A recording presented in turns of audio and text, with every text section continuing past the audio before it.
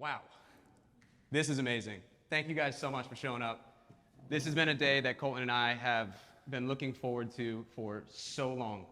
And you're witnessing us really trying to step into our own power and our own greatness. So everything that we're going to talk about today is really us embodying the whole message and what we're trying to do here. So we really want to take a moment to really appreciate you guys for coming out on a Saturday, 10:30 in the morning. I'm sure a lot of you would rather be other places, maybe the beach, maybe the pool. You might want to be hungover in bed right now. It's completely understandable. I was there too. But you're here. And that says a lot about who all of you guys are as humans. You guys have greatness inside each and every one of you, and you know where your priorities lie.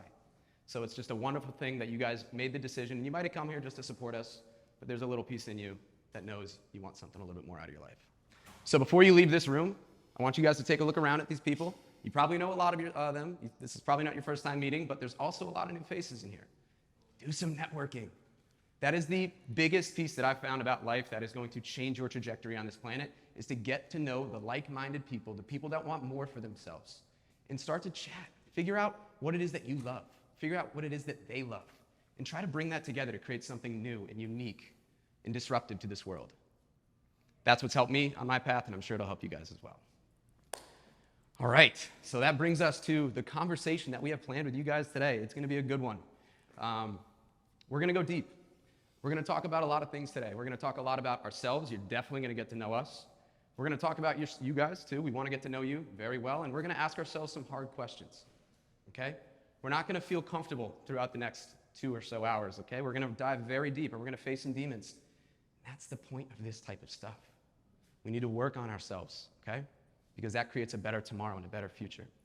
So, little agenda for how we're going to carry out this conversation today. Beginning part, we're going to do a little bit of story setting. You're going to learn about ourselves, and then we're going to ask ourselves, what is the meaning? Why are we here? What do we want to do? What is the mark that we want to leave on this planet? We're then going to leave for a little bit of a break. We're going to come back, and then we're going to jump into the tactical pieces of it. How do we realize this meaning, this purpose, this vision that we've created for ourselves? What are the tactical steps required to get out there and make a better life for ourselves and, consequently, a better lives for the people around us? All right. Is that everything? You gonna introduce me? Maybe. One thing I did want to do, I just want to, before we move any further, I want to give a massive thanks and a round of applause to Jenna Schwartz, because she is a tremendous woman.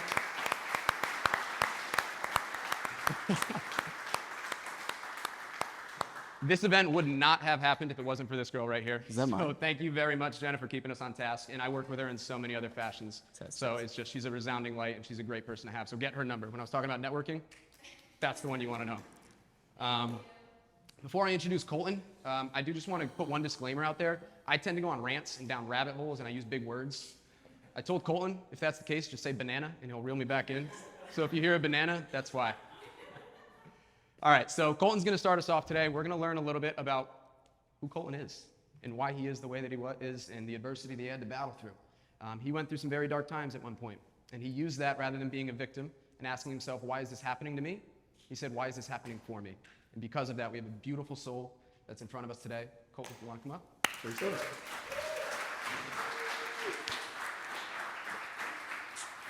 Here, give me that. First technical difficulty.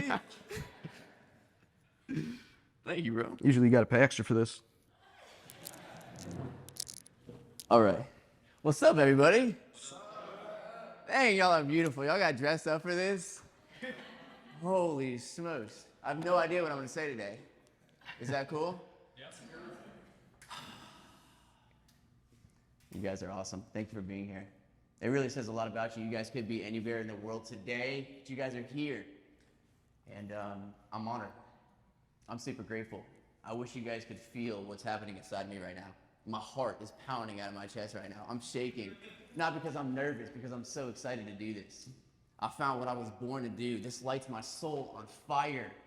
And I've done so much work to get to this day. I've gone through so much. As I was on the ride here today, I was listening to that same video that you guys just listened to. And I just got emotional. I just started tearing up because that's how much passion is inside of me. That's how much I love this. I finally found what I was born to do. I found what I was put on this earth to do. I believe there's a quote that says, when you walk in purpose, you collide with destiny. Right? That's today for me. And that could be today for some of you guys as well. Right? And I'm here today to help you guys find what that is for you. Right? I want you guys to feel that feeling. When is the last time your heart has beat out of your chest? Right? Anybody play sports growing up? You guys remember when you're about to come on a football field and those butterflies or whatever sport you played? When was the last time you had that? Right? This is that moment for me. And it feels absolutely incredible. And I hope today that Alex and I can help you find that in your life. And I challenge you, whatever that looks like for you. For me, this is for me. This is the gift I was given on this planet. Right? The gift to speak, the gift to inspire, to encourage, to coach. And man, it didn't require one hell of a journey to figure out that this is who I am. Right? Just a few things before we get started. I get very passionate. I'm a very passionate man. When I get very passionate and I get very serious, I might drop a few curse words. Just who I am. If you don't like it. You can edit those out, right? If you don't like it, I'm not sorry. It's who I am. And I'm just here to be me. I'm not here to be a presenter in front of you guys. I'm here to have a conversation. I'm on the same journey. I'm no better than any one of you. All of you could be up here today. Right? This took me a long time to build this person that I am. To build this confidence. I wasn't always confident. I started this journey very insecure.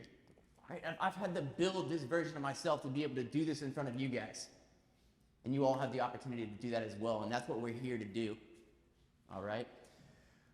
Second disclaimer, if you know me, people call me the quote guy.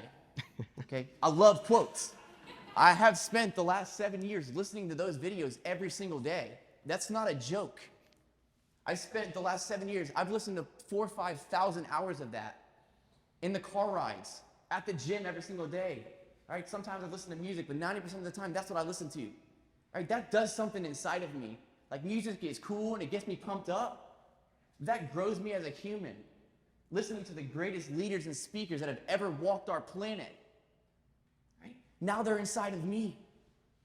And when I listen to these videos, and there's a moment where it speaks to my soul. And I get goosebumps. Anyone get goosebumps in that video? You got goosebumps? Anyone feel that feeling inside of you? Oh, I live for that. And I hope you guys feel that today at some point. Right? That's when I feel like I feel God inside of me. My highest self wake up. And every time I hear one of those quotes when I'm listening to a video, and it gives me goosebumps, and something inside of me stirs, I stop. I open up my notes in my phone, and I have what I call a quote journal. And I write down that quote. And now after 5+ years of listening to thousands of hours, I've got a big ass quote journal. Because I know one day when I listen to these videos, I don't just listen to these videos for me. I know that when I listen to these videos, one day I'm going to be saying the same quote to you. Because it's not about me. Right? And this has given my life so much meaning. As some of you know my story, you know what I went through. And some of you ask, how can you be so positive after everything you've gone through? Right? Because of the meaning my life has now. It's so much bigger than me. I don't just do this for me, I do it for you. Because I found what gives me joy, what gave me purpose, what makes me come fully alive. And all I want to do is give that to you guys. All right, the adrenaline's starting to come down a little bit. So we're going to have a conversation today, guys. It's just you and I. It's you, Pida, and I. We're going to hang out, if that's okay with you guys. All right, so I just want to give you a little background story so you know why I do what I do. How did I get here today? What built this human? And just to give you a little background on my life, guys, I grew up with an incredible family. It was me, my brother Chaz, my father, and my mother. Everything was incredible. Grew up on the boat every weekend. We played sports. My brother, my superhero. Badass, man. Captain of the football team, absolute ladies' man. And he loved to fight. Everyone knew him as a fighter, so I had the older brother. I get to run my mouth because nobody would fight me because you had to go through him first. And it was very nice to have that, by the way, because I ran my mouth a lot growing up. I was a very cocky, prideful little kid. If you knew me growing up, you probably either loved me or you hated me. It was one or the other. There was no in between. Unlike Pida, where everyone loves him, it was one or the other for me. Right? And as I grew up, I got into about my freshman year of college, freshman year of high school. I don't know how old I am, 14 at that point. And that was around 2007, 2008. And as you know, what happened in 2007, 2008? Right? The market crashed. Okay, so my family was doing great. My dad was making a bunch of money, all relative to where they were. My mom was making a bunch of money. Everything was good. My brother was just the man of the town. Right? Economy crashes. My brother graduates college. I'm just going into my freshman year of high school. Or not, he didn't graduate college, he graduated high school. I'm going in. He's 6 years older than me. Father loses his job, as many people did. And my brother, there was an epidemic that began to sweep our land, my city, Bradenton, Sarasota, many places throughout the world, but it was very bad in this time, where oxycodones came into play. Right? As a young man, they didn't really know much of what oxycodone was. Oxycodone is synthetic heroin that the government made. Very clean, though. It's made by the government. Right? And this epidemic bursted out where they were just handing out tons of drugs. There was dirty doctors everywhere. They were pouring out in the streets. The equivalent to what we would think of Adderall. They didn't know any better, right? Not going to act like almost everyone in here has probably taken Adderall at one point in our life, right? People take it to study, they take it to party, they take it to have a good time. That's all they thought it was. Little did they know it's synthetic heroin. Right? So my brother's addiction began. Ooh, gives me goosebumps. My brother's addiction began. My father lost his job. And that started absolute chaos in my house, turmoil. And I'm not just talking about a small addiction. I'm talking to the point where my brother was doing up to 40, 50 oxycodone per day, injected. Right? People can die off 2 or 3. He built quite the tolerance. Right? My father lost his job. That took all his pride away. Right? We were under on our bills. My mom was supporting all 4 of us. 4 cars, a mortgage, every single bills. Right? So in order to deal with this chaos happening around her, well, she turned to alcohol. We all have our own way to cope, to each his own. Right? I'm a 14-year-old kid now. And I've always been the rock of the family. I've always had this spiritual side of me. And we grew up as a quote-unquote Christian family. If you checked our Facebook, we went Easter, Christmas, if we made it. Spirituality wasn't really a thing. Right? My family was on its pedestal. Life was good. We didn't have to worry about that. Well, I look to God when everything's good. We don't really need him right now. Right? God had something for us. A little humility to come and teach us a little bit. So as we're going through this journey, and I'm just a young man, and looking back, I thought I was just a man at that point. I look back at how young I really was when I look at a 14-year-old, 15-year-old, right? And the weight that was on my shoulders to be the emotional support for my entire family, to be the rock. Right? And through those years of everyday turmoil and pain and fighting and the addiction my brother was going through, I had to become strong, emotionally hardened. I became a rock. And of course, I had my own ways to cope. I played video games. I started smoking weed. That's all I was do. I just had to escape. Right? I had to escape because it's all I felt was pain. So moving forward, I finally graduate college. I mean, I've been going through this for 5 years now. It was tough, guys. I can't sit here and tell you the extent of it at this moment. Right? I get to college and I'm like, I'm finally free. I can get away from this. I can escape.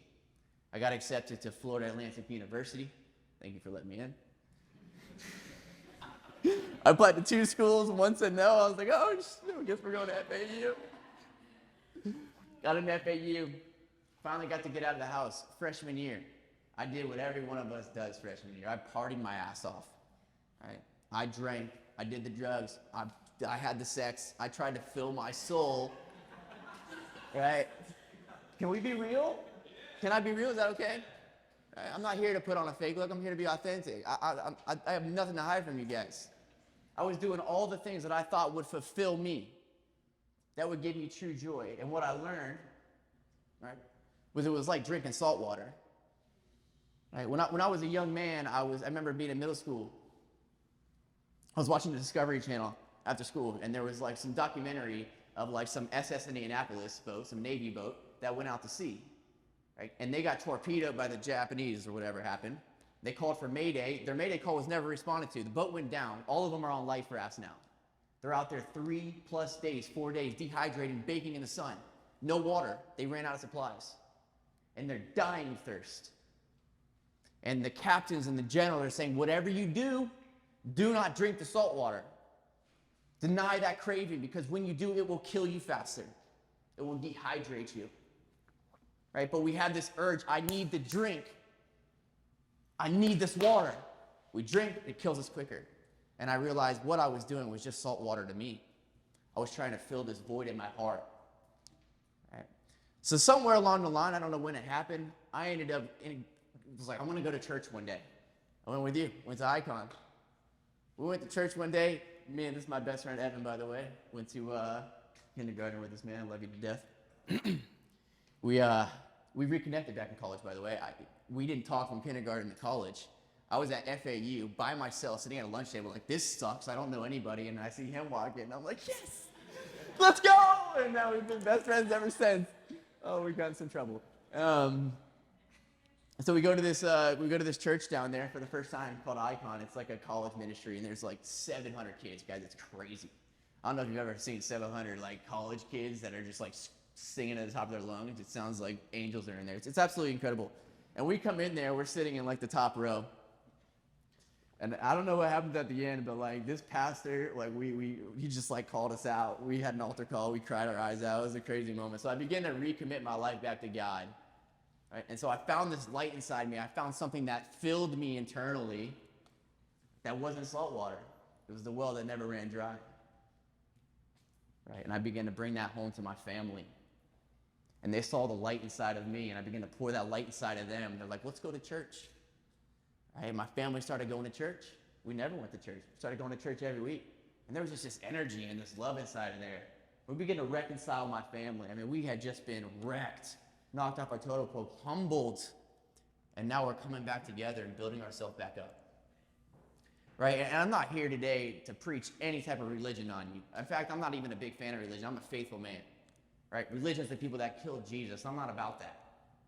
Right? So whatever your spirituality is, whatever God you serve, that's awesome. I hope you continue to seek it more. This is just me. I'm personally a Christian. Okay? And there's going to be times throughout this, I'm going to quote a lot of quotes, but I like to quote the Bible. The Bible's been around 2,000 plus years, some of the most profound and greatest wisdom on the planet. And we have some preconceived notions. We've never opened the book, and we're like, oh, the Bible sucks. Dude, we've never read it. But every personal development speaker and every quote you hear of, it comes from the Bible. The book of Proverbs is the book of wisdom, apparently written by the wisest man that's ever walked the planet. Right? How many people have read it? That's terrible. Right? Only because our society has done a great job at demonizing the Bible. Right? So I'm going to quote it very often. Right? I think it's awesome, and that's what I do. So moving forward, my family starts to be reconciled. Man, things are going awesome. I found God. My family's finding God. My brother's just listening to me. Right? He's not really for it. He's a bit against it. He's kind of making fun of it and stuff like that. Right? But he just sees the transformation in me and the power inside of me that starts to show up. Right? Fast forward to my senior year. Life's amazing, guys. I'm about to graduate college. Right? About to get a business degree. I got my real estate license at 19. I was like, oh, all my family had a license. My brother was doing it. I was like, I'm get a real estate license. This is like the path of least resistance. This looks good. I didn't know any better. I didn't know what my purpose was or what I wanted to do. My brother starts to come to know God. He starts going to church 3 times a week. Starts to be recovered from his drugs. The battle went off and on for years. He'd start, he'd stop, he'd start, he'd relapse. That happened 100 times. But he started to find God. And he was going 3 times a week. He was volunteering at 6 in the morning on Sundays, feeding the homeless. He was going on Wednesdays to these AA groups. He was coming to church with us on Sunday. My dad found God. My dad found a new job. When he finally surrendered, got a call the next day, found a new job. My mom was doing amazing. Man, I was like, God, I knew you'd do this. I knew you'd heal my family. I believed in you. I trust you. I believe in your word. I spoke this over our family. So I got to come home July 4th, 2016.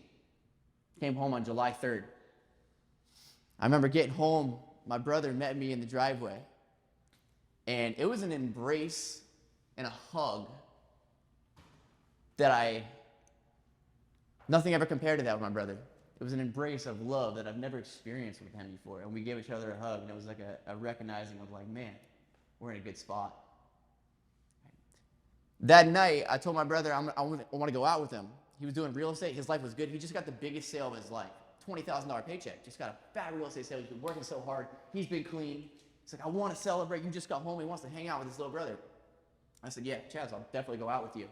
A little bit later at night, I start getting a little tired. The next day is July 4th. I'm going to go to the beach the next day. I know I'm going to do some drinking. And I'm like, dude, I got some studying to do. I'm tired. I know we're going to party tomorrow. Why don't you just go out, man? Like, I'll catch you tomorrow. No big deal. And he was a little disappointed. I was like, dude, just go have fun. I'll see you tomorrow. Take a quick sip of water if you don't mind. Thank you for this fat smoothie, by the way.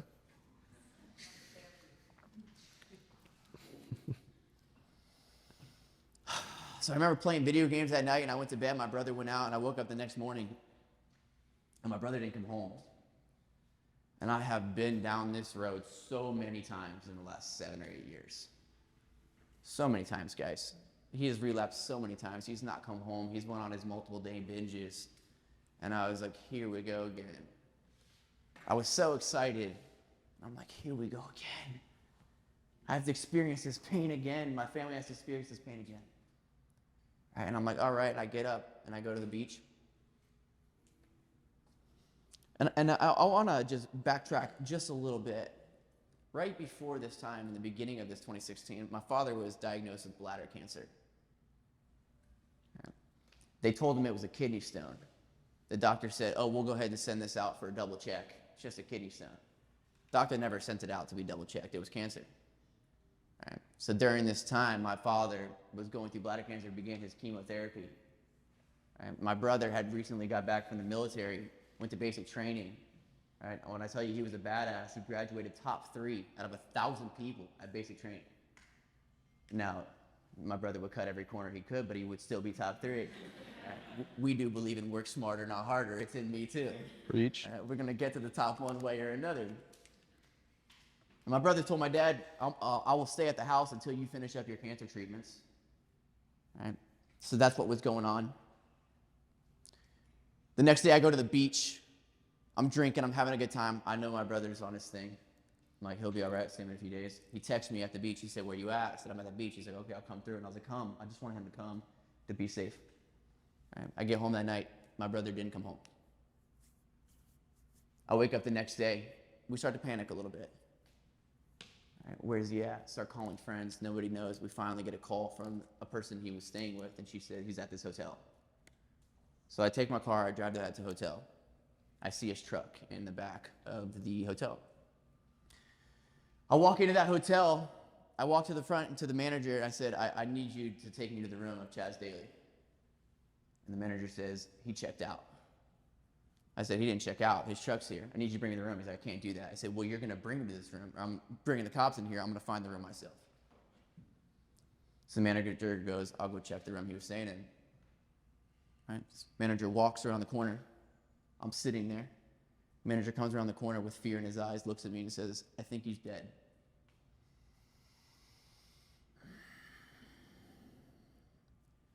So I remember walking down, probably quickly, I don't remember exactly. I remember walking into his room. And I remember seeing my brother dead on the bed. And at that moment, I went up to him, I grabbed him, I pulled him off the bed onto the floor and began to try to resuscitate my brother, pumping his lifeless body with everything I have. And he didn't come back to life. That was a tough moment for me. I got up at that moment and I punched the wall, punched a hole right through the wall because I felt like I failed. I failed. I felt like God failed me. And that was one of the hardest moments of my life when I had to pick up that phone call. That was my father's last day of chemotherapy, his last treatment, and he was on his way back. And I had to pick up that phone call and say, he's gone.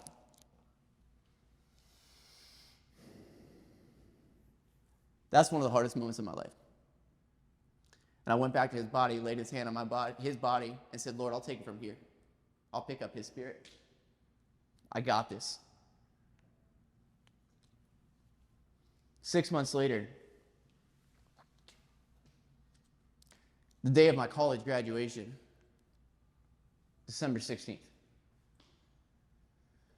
my father was, he's pretty sick. And I didn't know. I was like, God's going to heal my father. I believe in you, God. I know you love me. I know you love him. He's a good Christian man. You're going to heal him. I believe that. He was sick. I was in denial. On December 16th, I came home. I graduated college. He wasn't there. That was a shitty graduation. I didn't even care about that day. I just wanted my father to be there, and he wasn't there. Honestly, I was a bit mad at him. I thought he just was kind of giving up, and I didn't know how sick he was. Graduate college, I drive home that night. And my mom goes, your dad had to go to the hospital to get some fluids and get some help. But you just graduated college, it's late. Just get some sleep. Come in the morning. Come see him in the morning. All right, he'll be fine. All right, went to bed that night. About 6 or 7 a.m. in the morning, I wake up. My mom walks through my front door. And she's holding this chain. This is my father's chain. That he wore for 40 years. And it was at that moment I knew he was gone. And I never got an opportunity to tell my father, thank you. I didn't call him that graduation day because I was mad at him.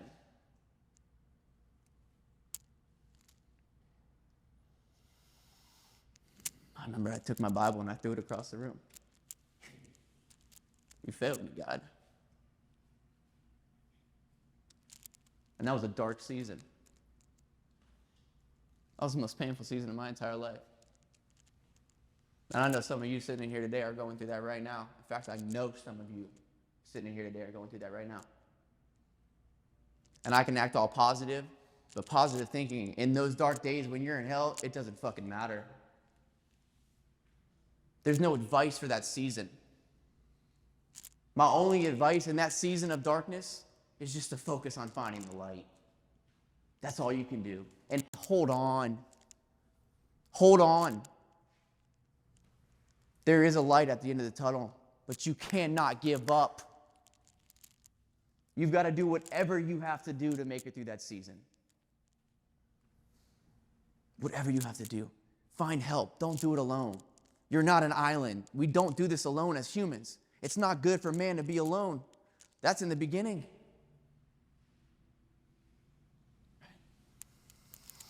At my brother's celebration of life, and I didn't know my purpose at this point, guys. I didn't know my purpose at this point, what I wanted to do. But I kept asking God, what do you want me to do with my life? Especially after losing my brother. What do you want from me? Just show me. Just show me the blueprint and I'll go after it. I'm tired of not knowing. Just show me what you want from me. On my brother's celebration of life, they asked me, would you like to speak on your brother's behalf? I never done public speaking ever in my life. My brother would do it for me. I know that for a fact. I said, yeah, I'll speak on my brother's behalf. On that day, as I was preparing for it, a couple days before, I didn't really prepare for it. I grabbed about 4 or 5 scripture verses. I was going in there to speak on his behalf, to honor him, but to encourage everybody in that room. Right? Because of my faith, I know where my brother is. I know I'll be there one day. I'll see him soon. Right? My faith kept me through that season. Right? In that dark season, by the way, if you want to know how I got through that, it was my faith. Right? I held on to my scriptures and my Bible that says, I know the plans I have for you. Plans to prosper you, not to harm you. Plans to give you a hope in the future. I held on to the scripture that said that God works all things for the good for those who love him and are called according to his purpose. I stood on these scriptures. I stood on a solid foundation. Right? My foundation was not built on sand. It was built on a rock. So when the wind comes and the wind blows, my house is not knocked over. Thank you, God, that I had that in that season, because that's all I had to hold on to. What do you have if you don't have faith? If I didn't have faith, what am I think? My brother's just gone? There's no fun in that. There's no meaning in that. So as I prepared about 4 or 5 scriptures, I leaned on the back of this verse. There was a time in the Bible where Jesus is speaking to Paul the apostle. I'm sure we've all heard about it. He's in prison, right? And he has to go speak in front of the Roman Empire, Caesar, whoever it was, about to be persecuted. And Jesus comes to him to say, at that moment, when you go to speak in front of him, don't even worry about what you're going to say. Because at that moment, the Spirit's just going to speak through you. All right? That's what you're witnessing today. We have an outline. That's what I do. All right? I'll leave room for the Spirit to flow, to channel that through me. And I said, okay, grab 4 or 5 scriptures. I walked into that, and honestly, I didn't have a lot of emotion. I lost my brother. I hadn't cried yet. I'm in shock. Right? I've already prepared the last 7 years building a rock, an emotional rock. This is not real to me yet. It hasn't set in. This just happened. I remember walking into this church, and I walked into this room, and they had a projector, and I saw my brother's face on there. Oh, that was the moment to set in. This is real. And it was finally my turn to speak on behalf of my brother, and I walked up on that stage. I had my little piece of paper with 5 quotes on it, sat it down. And I just said a little prayer, like, God be with me. And right before I spake, maybe that's the proper word,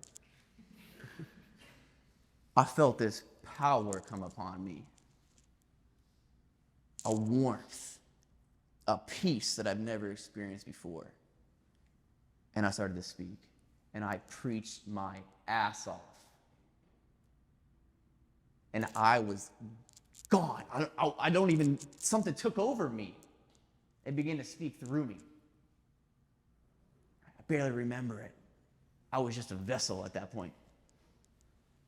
And after I spoke, my spiritual father, my pastor at that time, who because of that I became very close with, he comes on stage and goes, typically, this is the moment where I come up here and preach. But Colton's already done it for me. So at this moment, I'm just going to do an altar call by raising hands and see who wants to accept God into their life. Hands went up everywhere in that room. Everywhere in that room. Giving their life to God. And after that service, I was standing there, and there was a line of 15 people. Every single one of them walking before me in tears, saying, because of what you just said, I'm giving my life to God. You are truly gifted. You are anointed. And this older gentleman, I never met him, comes to me and said, you are anointed. And it was in the darkest moment of my life that I found what I was born to do. Napoleon Hill, Think and Grow Rich. You guys heard about it? Great book. You should read it. He's awesome. Napoleon Hill's life work. His life work, what he spent his whole life doing, was going around and following the most successful people, the richest people to ever walk the planet. Right? And he saw, what do they do? How do they act? What habits do they have? How do they think? How do they operate? And he wrote the book, Think and Grow Rich. So if you guys are looking for a good book, I'd recommend it. Within that book, Napoleon Hill says,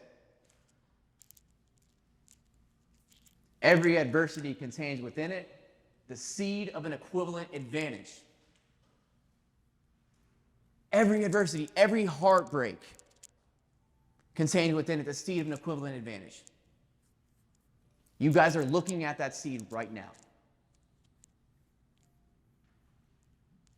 This is the seed.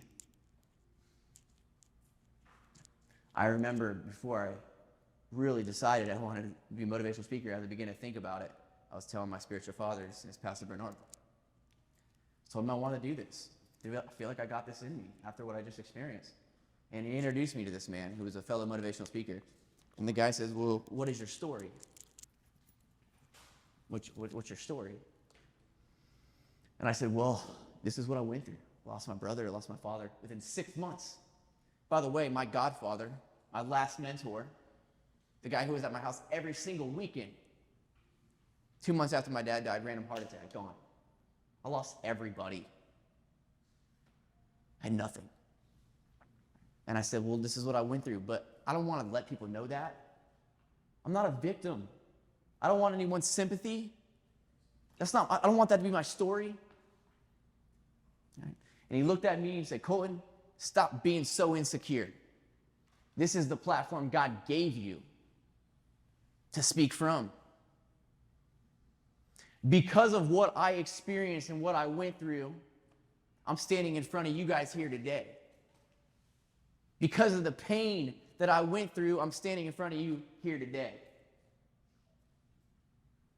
Every adversity No matter what you went through. I don't know what you went through. You have a different story than mine. Your purpose is attached to your pain. Your struggle will be the gift the world falls in love with. It is your platform. For me, this is my story. But whatever you went through, I can't speak to your people. If you went to prison for 10 years, and I went in there to talk to them, they're not going to listen to me. I haven't gone through that, but they'll listen to you. If you had something bad happen to you as a child, I've got a friend, a client of mine, right? He was molested as a child. He hid it his entire life, caused him a lot of pain. Right? Finally came out, realized I have a choice. I can be a victim or a victor. That's a decision. Right? And please remember this. You have to learn to stand on your story and not in your story. Does that make sense? And now that same guy has now started a group on Clubhouse where he's leading other men who have been molested. And that's just one example. Every one of you have your own story.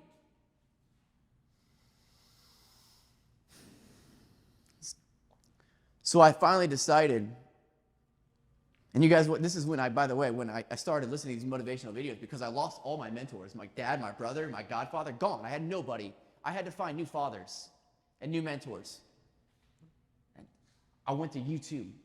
I typed in motivational leaders, motivational speakers, motivational videos. I began to listen to Tony Robbins, Les Brown, Zig Ziglar, Eric Thomas, Inky Johnson, Miles Monroe, Earl Nightingale, and began to pour them into me.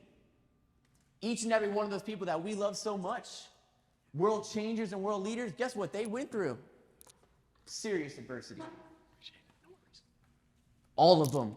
They gave me strength. That's one of the ways I maintained my light through that journey when it was dark. That's my light. Those people and those stories. So I finally realized, man, I have a gift to do this. I have a gift to do this. I want to be a motivational speaker. Right now, I didn't know even where to start. I had an Instagram. It sucked. Okay? I had like 200 followers. I was like, yeah, whatever. I was like, well, this is a great platform to start. Okay. So I started making motivational videos. I changed my Instagram name to Daly Motivation because my last name's Daly. I was like, ooh, this is a cool play on words. And I made my first video, and I heard this quote by Jim Rohn. Right? Because I had this fear. Oh my God, you know how many insecurities I had, guys? Right? I'm going to go on to say that about 95% of you are terrified to put yourself on video, to record a video doing this. Can I tell you what? I was too. Terrifying. You were going to face your insecurities face to face. The voices in your head that's saying, who are you? They're going to think you're an idiot. That is so cringe. You know what I mean? And so those voices are in our own head. It's your own judgment. It's your own judgment. But I had to deal with those. Right? But there was a quote I heard, and I made my very first video ever. I hate watching it. It's terrible. I leave it on there. I want to delete it so bad. We're going to send it out after this as a special thanks for coming. I leave it on there because I want you guys to see the journey of where I began. In that very first video, I was like, I'm just going to take a quote, one of the quotes I love, and I'll make a video. Right? The quote I used for that video, right, is, if you think trying is scary, if you think trying is risky, wait until you get the bill for not trying. That's regret. That's regret. You go to people on their deathbed, ask them what they regret. It's not going for it, man. It's not taking that risk, chasing that purpose. And I was like, not today. I'm going to send it. Right? As I began to make these videos, I didn't know who was listening to these videos. I had a couple friends that were like, yeah, it's cool. You know, keep going, dude. I started making these videos, and people were like, hey, I really like what you're doing, right? That's courage, by the way. Right? That's courage, what you're witnessing today, what we're doing right here. It's scary as hell. It's courage. That's the difference. That's what you need to be great, by the way. You want to unlock your greatness, learn courage. So I started making these videos. Didn't know who was watching. All of a sudden, I get a DM from an older gentleman. I don't even know who this man is. Kind of do. He had worked at my office at the time. He's 50 plus years old, 55, 60 years old. He sends me a DM and says, Colton, I just want to thank you for what you've been doing. I've been going through a really, really dark season. And your videos have encouraged me. I was like, dude, that's awesome. Heck yeah, that's meaningful. Like, I'm glad I'm making an impact. That feels good. And he goes, would you mind having coffee with me? Absolutely. I don't mind connecting with you. Any way I can do to serve. I just started coaching. Maybe I can practice out these skills. I sat down with him at Armature Works, my favorite place. I'm there every day. You guys know this. He sits down and looks me right in the eyes and says, Colton, I just want to let you know. And then when he DM'd me, it was on Christmas Eve. He said, on Christmas Eve, when I sent you that DM, I was going to kill myself that night. I was going to take my life. And I was planning how I was going to take my life that night. And as I was laying in bed thinking of this, I was scrolling through Instagram. And I saw your video. And I thought to myself, after everything that Colton went through, all the pain and the trauma he just experienced, if he can still be this positive and have this much purpose, then I can too.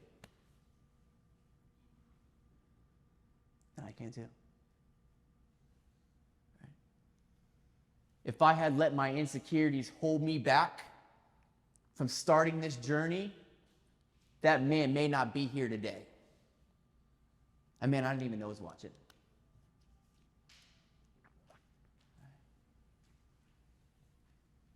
If you don't do what you're going to do, other people's lives will suffer. Please let that sink in.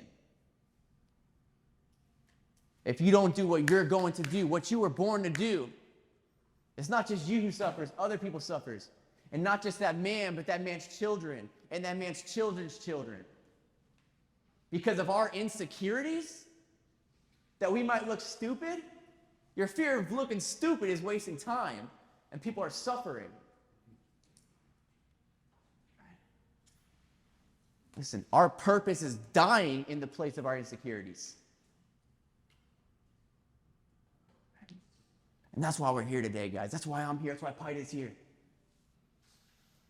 All we want you to do is follow your heart. Chase your dream. That dream that was put inside of your heart. That's all we want for you guys. Because we know it's bigger than you guys.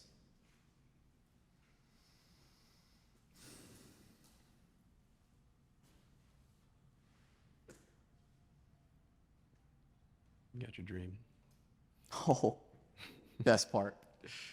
You guys are in for a treat. I can't believe I forgot this one. Holy smokes. All right, so when I was in college, I started praying this really stupid prayer. I said, God, I would like prophetic dreams. Speak to me in my dreams, right? No one understands the dream world. They're crazy. But I just started praying for prophetic dreams. Careful what you wish for, okay? Got a couple of them. They're crazy. I had a dream.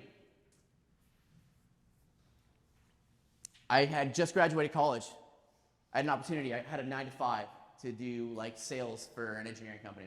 That would pay me great money. It was miserable. Sucked. Wasn't utilizing any of my gifts. Right? I was like, you couldn't pay me $1 million, I'd still quit this shit. But I stuck with it for about 6 months. I didn't know what I was going to do.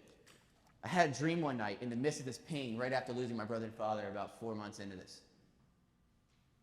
Before my brother and father passed away, about 2 years prior, my family started taking cruises.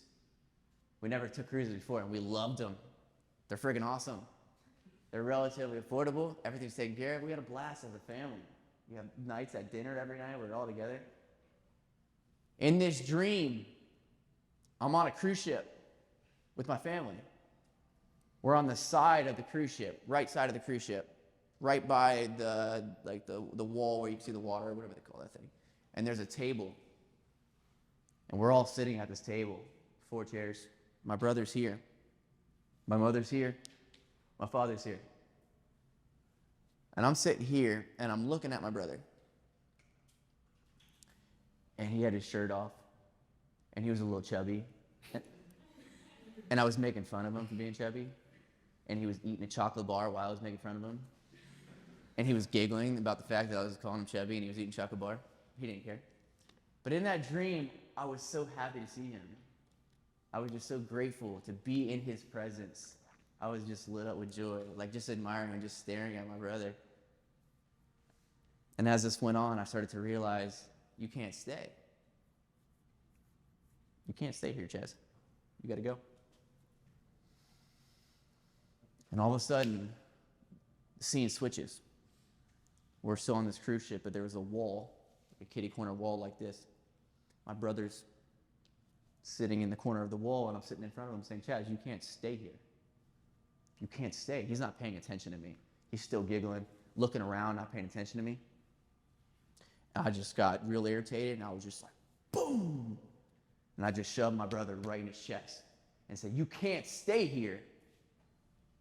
And my brother looks right at me with this deep gaze, the gaze that I would only get when I'm about to catch an ass whooping when I was younger. Grabs me by the shoulders, looks at me dead in the eyes, and goes, Colton, I need you to Google the name Gary Walker. I woke up. I'm shook. I'm like, who the hell is Gary Walker? I don't even know a Gary. I never even met a Gary.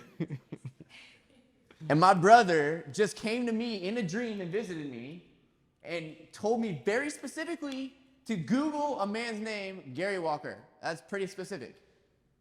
So I'm shook. I get out of bed. I'm like, Mom, do you know Gary Walker? No idea. Nobody knows Gary Walker. I have to go to work this day. I am wrecked at this point. I mean, that was crazy. I just had an encounter with my dead brother. I get to work. I can't focus. I am just Googling Gary Walker all day, trying to get my work done. I'm Googling. I can't really find anything.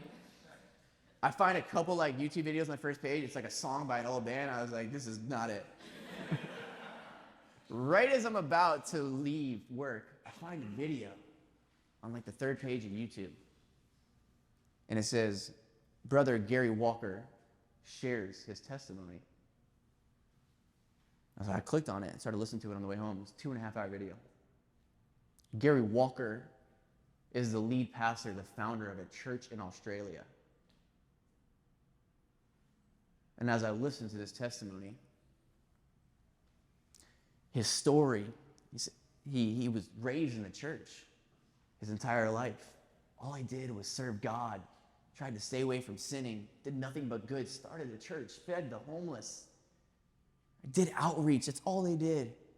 And there was a day that they were going to do some outreach. He has 2 daughters. One of his daughters was joining him on this, and his wife. And as they're getting ready, they're packing up. They're going to go do this outreach and this missionary work and drive over there. The daughter goes, Dad, would you like me to sit on the left side of the car or the right side? And Gary's like, I don't care. Like, you never asked me to sit on the right side. Just whatever.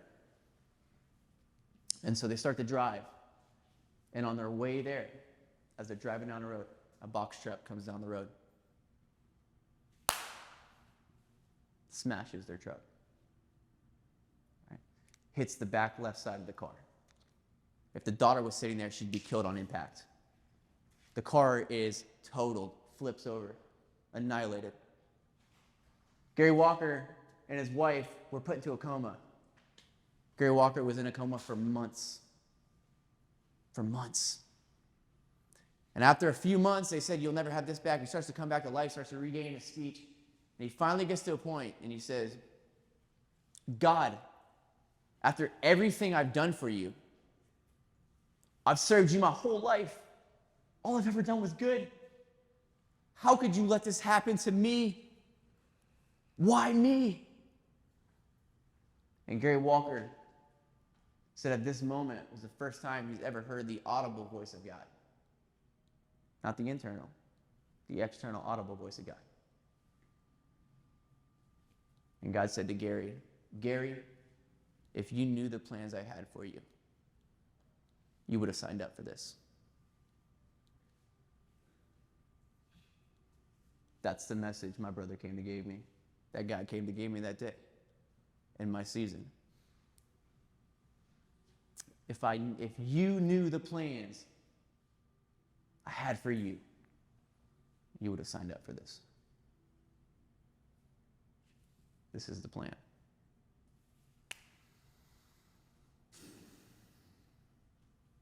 I don't know what you guys are going through. I don't know what you went through. I don't know your difficulty. I don't know your darkness. But I can tell you this. If you knew the plans that God had for you, you'd sign up for it. It's part of your purpose.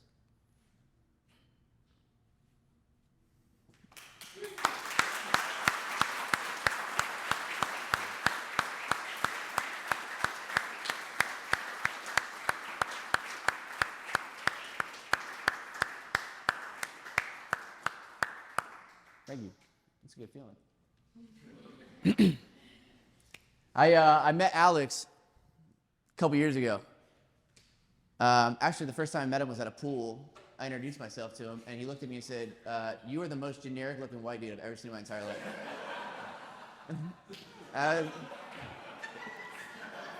And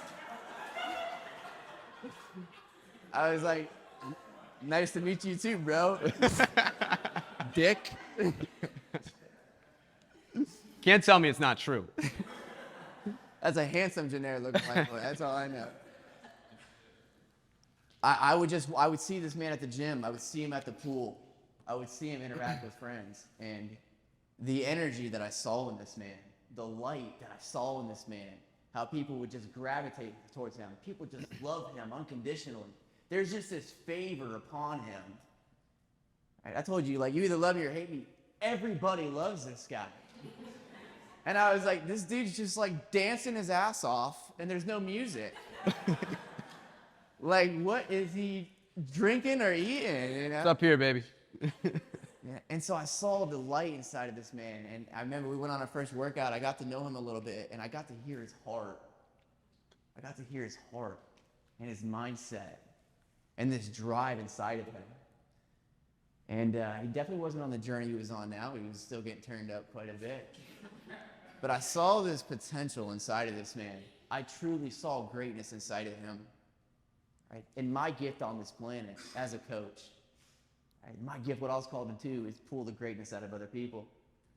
And I'm a talent spotter. When I see it, I see it. And if you're not using it, I'm going to pull it out of you. And I saw something very, very powerful in this man. The potential he had, the influence he had, the authority he was given to impact the lives around him. And I began to hang out with him and push him and to water this seed inside of him and to encourage him to step out of your comfort zone. There's more inside of you. There's greatness inside of you if you want it.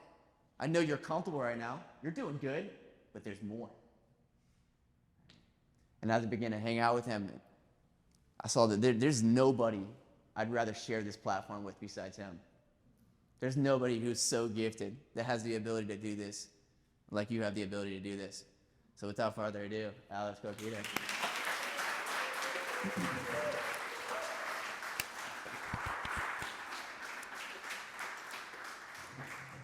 I'm going to drop it back over to a quote that we already had on the screen because I think it really resonates with what Colton was able to do for me just by living his life and finding his purpose through one of his darkest seasons of his life. Because without who he's become, I wouldn't be in front of you guys today, and I also wouldn't have done nearly half of what it is that I've been able to accomplish. If we fast forward, I didn't really get dealt a good hand in life. If life was a game of Uno, I got nailed with a bunch of draw fours right off the rip, unfortunately. I had a single mother household. Dad wasn't around, very low income. She was a part-time crossing guard. She picked up busting tables here and there when she could. Probably made about $15,000 a year, so we were very low income.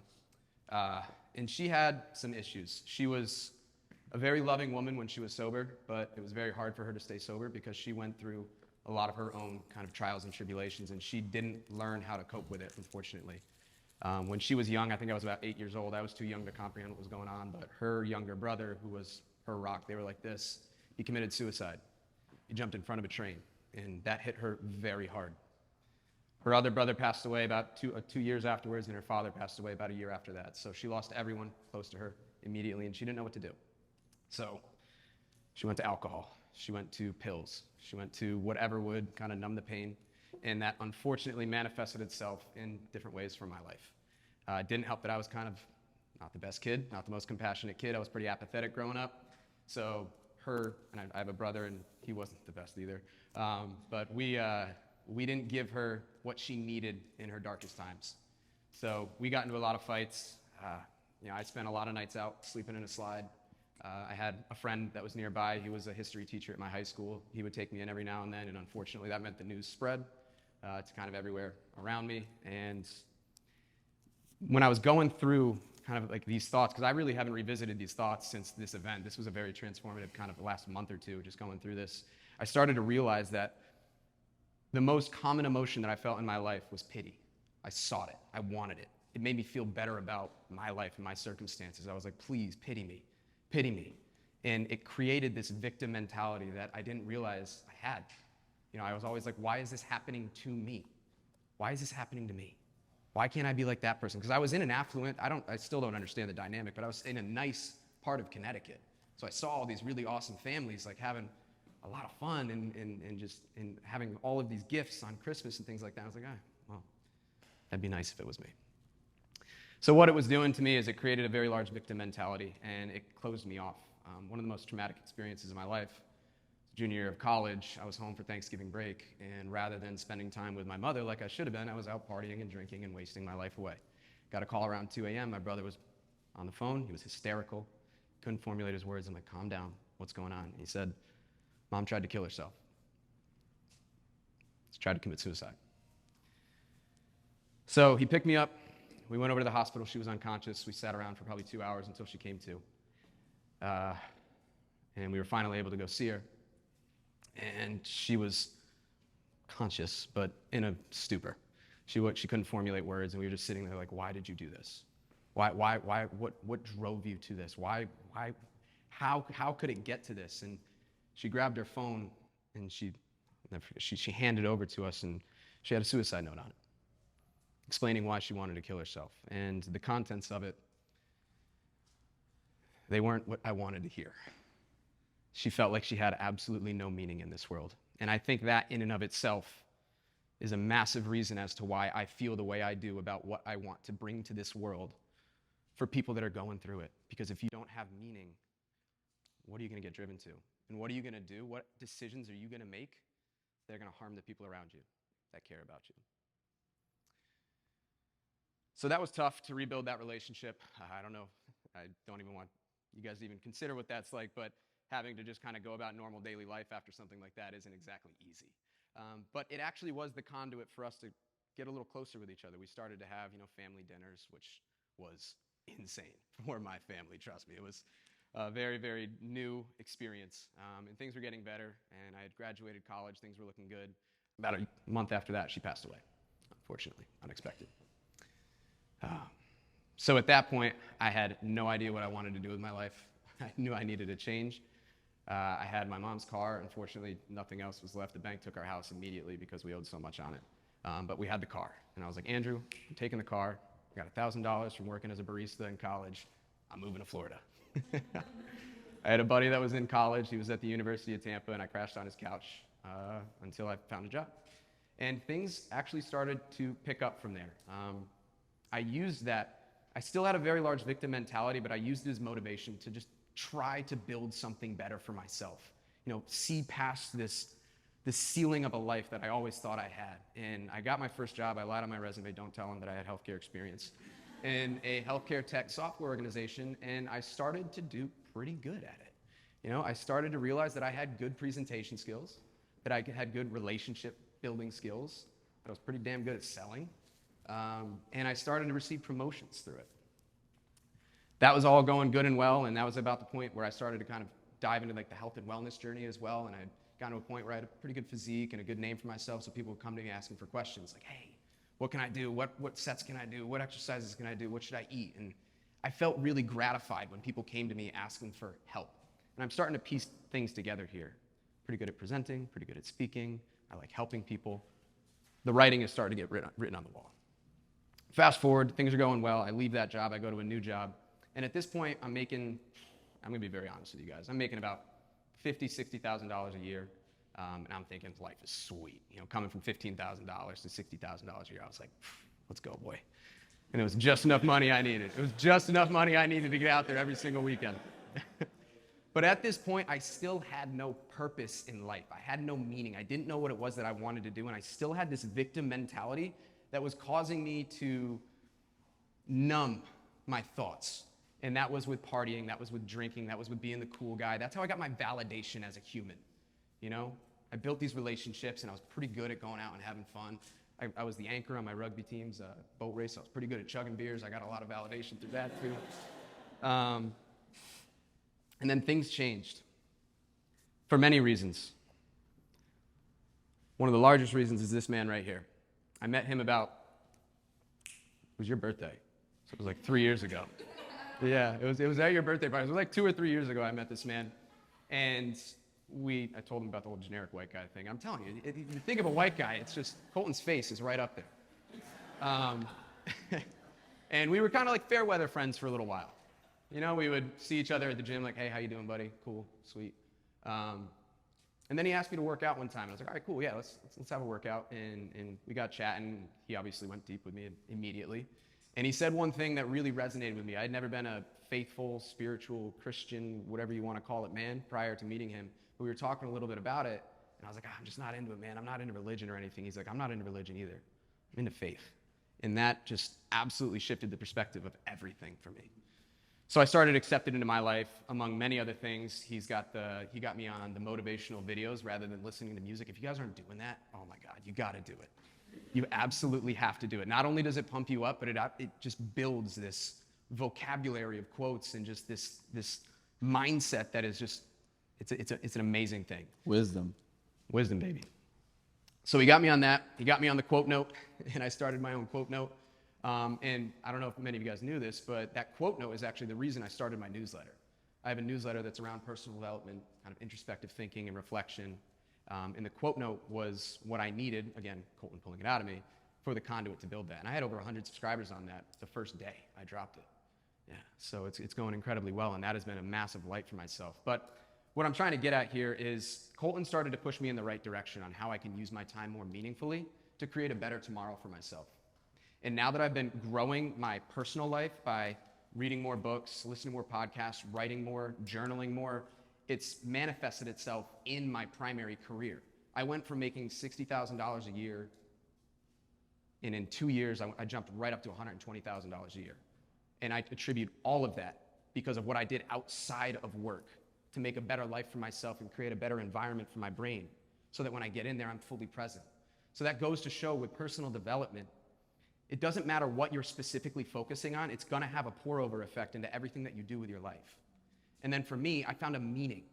So I started to take these skills and I started to take, the newsletter was huge for me, and I started to realize I feel very gratified when I'm helping individuals find their meaning, find their purpose, find their passion in life. There's nothing better than that. When I write a newsletter and I just get hey, great newsletter, like that in and of itself, oh my God, it lights me up for the entire week. But I've had people that reach out to me, much like Colton, that said, I really needed to hear this week. I'm going through some shit. And what you said resonated tremendously with me. And that's when I knew that there was more to me, that this is where I wanted to start to drive my life towards. And then Colton approached me. The first time he was like, hey, let's do an event. I was like, yeah, okay. And then, but then I started to get more involved with my own personal development. My writing started to take over me. And he approached me the second time. I was like, let's do an event. And I was like, let's do it. Let's do this event. So I think that's the greatest thing about what we're up here to talk to you guys about today is finding meaning, finding purpose. It is a long and windy road. And you're going to have to do some things that make you feel very uncomfortable. You're going to have to take that imposter inside of you and realize that that is just a default mechanism for anything new. You're going to feel like an imposter when you try something new, so get comfortable with it and embrace it. And know that that abrasiveness that you feel in your mind that's saying, maybe you shouldn't do that, that means you should go head first at it. All right. I was trying to give my fast-tracked approach because you were supposed to do 25 minutes, but you did about an hour. You didn't say banana. I thought about it, but it wasn't the right time. You got to read the room at that point. I think what we want to do next, that's me. We want to talk a little bit about...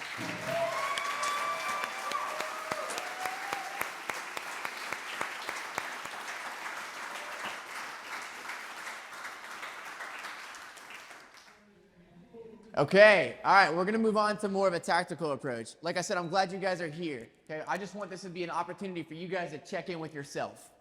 That's all it is. Okay, I want you to ask yourself these questions. Am I where I want to be right now in my life? Am I fulfilled? Am I happy? Do I know where I'm going? Do I have a goal? Do I have a vision?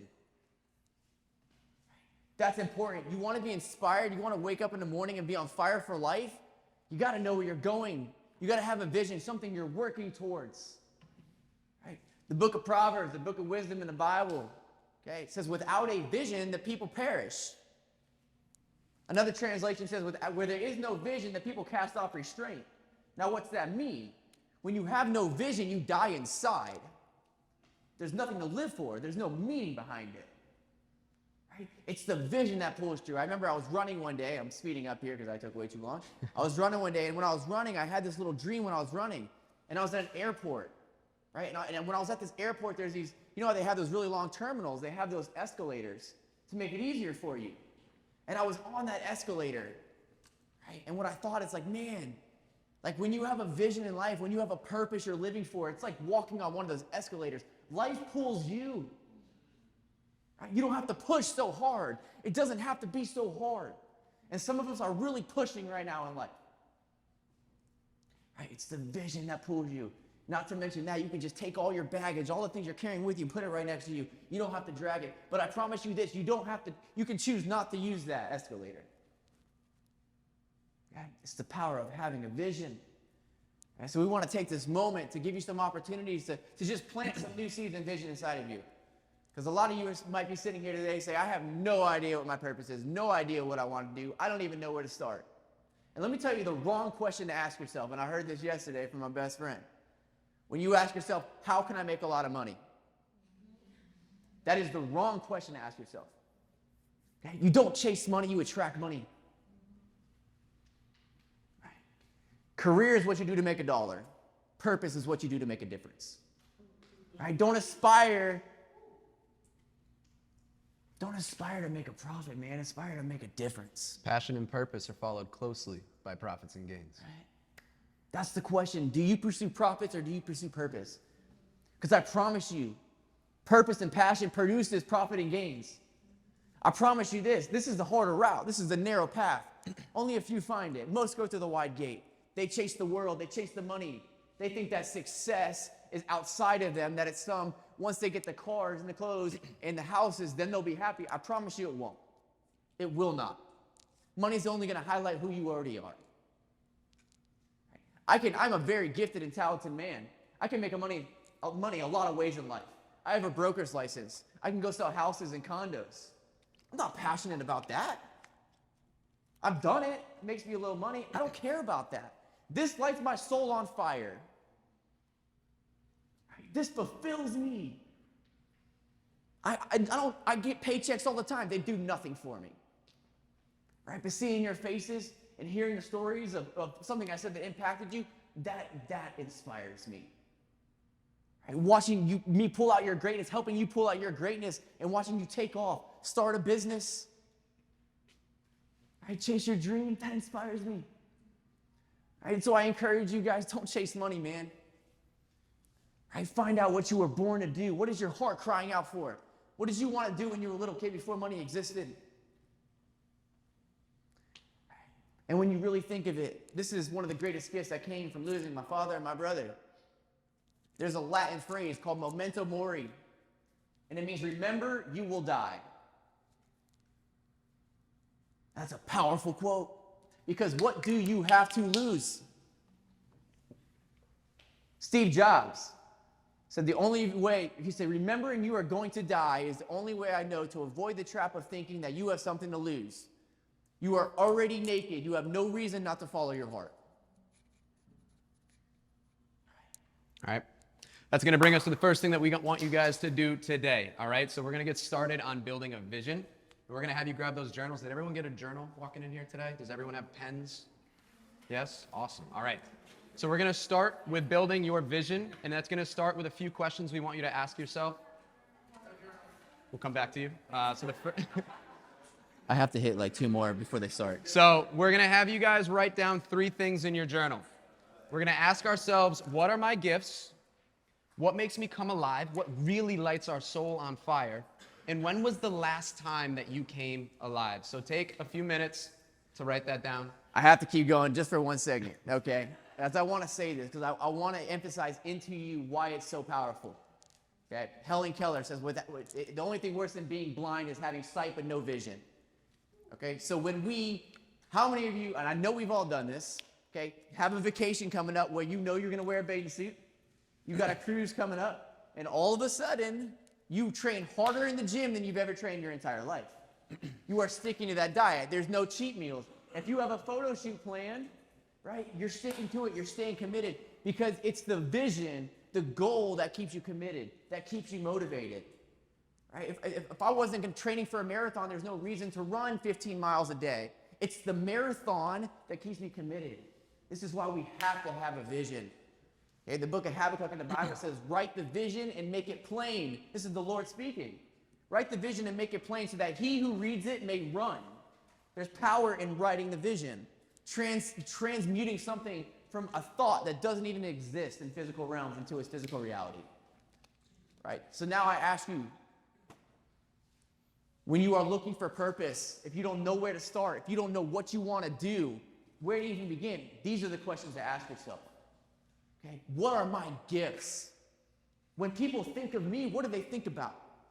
In my life, when people are depressed, when they're down, when they're lacking motivation, they think of me and they call me. And I realize that's my gifts. I have a gift to encourage people. What are your gifts? We're going to throw a curveball at you too. We don't want you to just write this down. We actually want you to converse with someone next to you about what exactly it is that your gifts are and what makes you come alive. Take 5 minutes to just answer these guys, and then we'll have you converse for just a second. What makes you come alive? What lights your soul on fire when you're doing it? Bonus points if you talk to a stranger.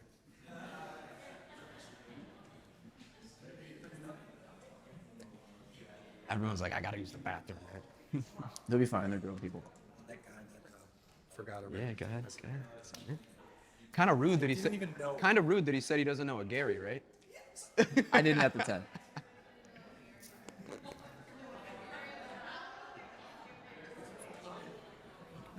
Yeah.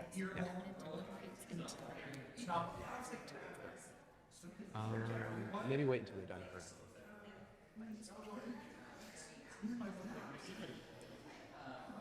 We don't have to rush it. I know they have to give people. They'll be okay. No, it's just It's important to let them know why they're answering those questions. Yeah, no, you're right. Just after break, we're gonna have an hour for everything else. We'll be fine. We're gonna run through it quick. There's no more stories. No, I know. Yeah. We're on good time. Can you get the oh yeah, we'll leave that up, and then you get the Steve Harvey video. Yeah. Mm-hmm. Good stuff, buddy. It's going good. Having fun. Me too.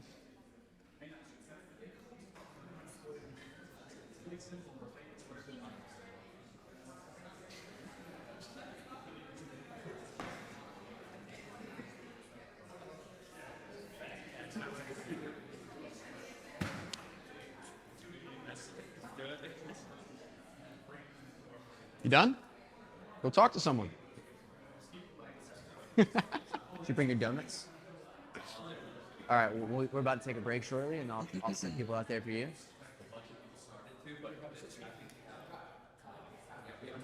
Cool.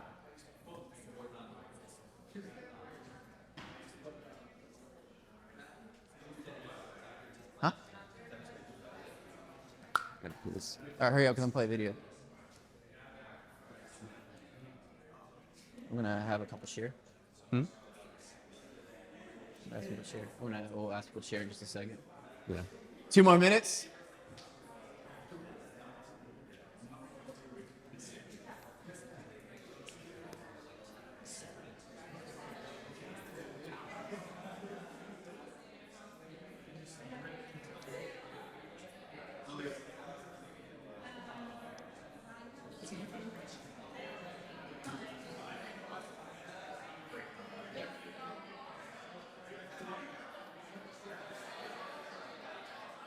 share it with a neighbor. Yeah. Yeah, share it with home right here.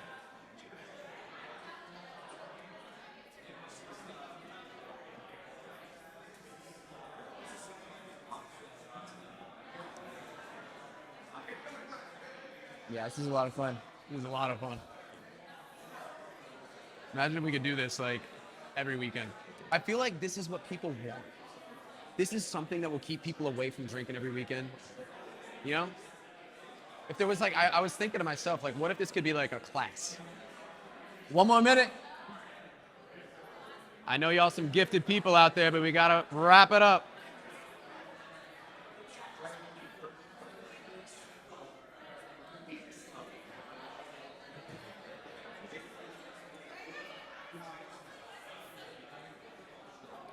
All right, everyone, let's bring it back. Bring it back so y'all can go a break.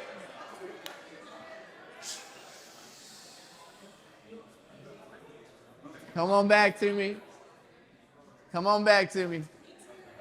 I love the energy. Come on back so I can let y'all go for a quick break, get some protein donuts. When we do go on break, everybody, Matt Ballard just started an incredible new meal prepping company. Who doesn't like protein donuts?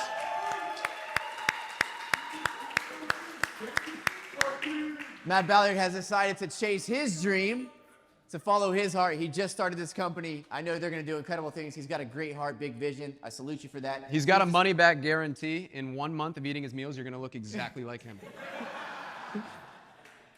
He does have some protein donuts that they have chefed up that they're going to be offering with their new services that they have out here. So if you guys want a good, healthy donut and some refreshments, some Starbucks coffee after you take a break, they're going to be there for you. I want to take a moment to give somebody an opportunity who wants to share some of these answers. What makes you come alive? When's the last time you come alive? What are your gifts? What's up, Dave? No, go ahead right there, bro. All right, yeah. So I was talking to Cameron, and I don't know. So I was talking to them, and I was telling them what are the gifts that sometimes we can't really see our gifts in ourselves because we're so consumed in like preconceived ideas about ourselves. Come on now. We have to remember that what others say about us too, that especially people that we trust and respect, we can, people that don't ridicule us, but people that we trust. They can show us things about ourselves and gifts that we have that we never even knew about. That's so good. And one thing that a lot of people continue to tell me is that, hey, you're really good at taking very complex things and making them very simple. Articulation, huge. Keep feeding into that gift. So good. That communicative gift to, for me in my journey is to, bring God's word to people and help them relate to it in a way that's going to apply to their life now, what's going on in our culture, and really just be grounded in truth. At the end of the day, I want to fight for truth. Come on now.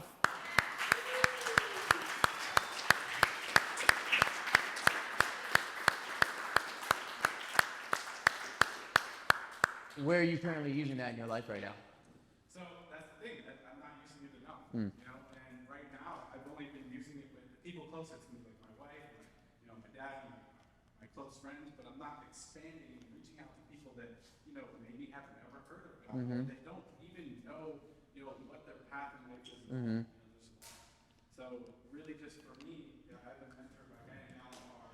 He's a Christian YouTuber. He's teaching me to really use that public of social media to create content that really helps When we send them over, understand certain I'll just say Jenna wants to. from falsehoods and not from legends and false teachings. Nice, man. And so what's one way you can begin to do that and start to spread that message? Get off my butt and start recording. Nice. That's the name of the game. Nice, bro. Yeah, except the John. He actually had like 3 years ago, he would post content all the time. Like on social, people would always get feedback from the John. So it's always been a gift, and then you just kind of suppressed it for a little bit, but he's always had it. So it's not about you. Well, you got an advantage. You got an advantage. You already know what's in you.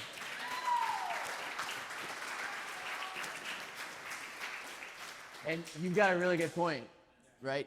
It's sometimes it's difficult to identify what are our own gifts, but to ask somebody really close to you, what do you see in me? What do you see that I'm gifted in? Right? So I encourage you guys, if you really want to know that, ask somebody close to you. Right? One more person. Did anybody kind of think of something they may have never thought of before and want to share that opportunity to share that? Kai, you got a lot of gifts, my man. I didn't realize my gifts. Everybody realized my gifts for me. Like, I know Alex, we trained together Muay Thai fighter. And I always saw This guy has 3 or 4 belts. Is it 3 or 4? Four belts right now. Muay Thai fighter.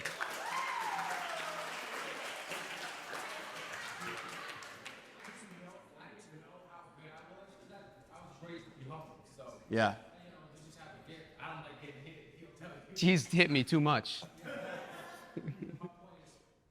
to move around, so I didn't relish in what I could do. And people used to tell me, "Bro, you're really fucking good at this." And I used to always play it down, but I realized maybe stupidly, I'm like, okay, maybe I can do good at it. I saw my last fight, like on video. I was like, shit. Come on.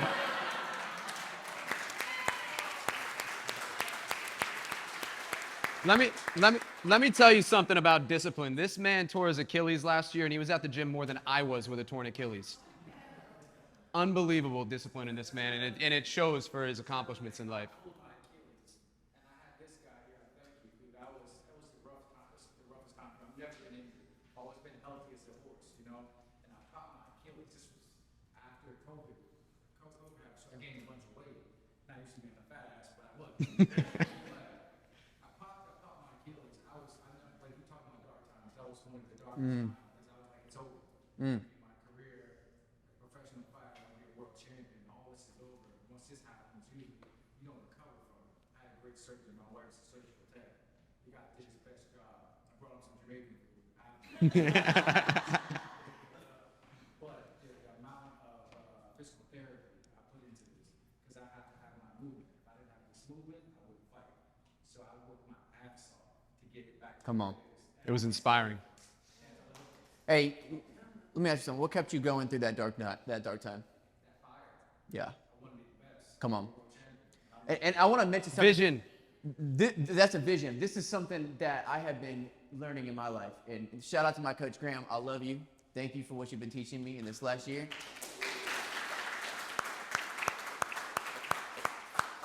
I think it's incredible to be humble, but I think there's a notion of false humility as well. That's actually based in insecurity. Okay, can I tell you something? He said he finally saw himself and realized, I'm pretty damn good at this. It's okay to be great. It's okay to be great. It's okay to shine your light. If you're good at something, be good at something. Let someone know you're good at something.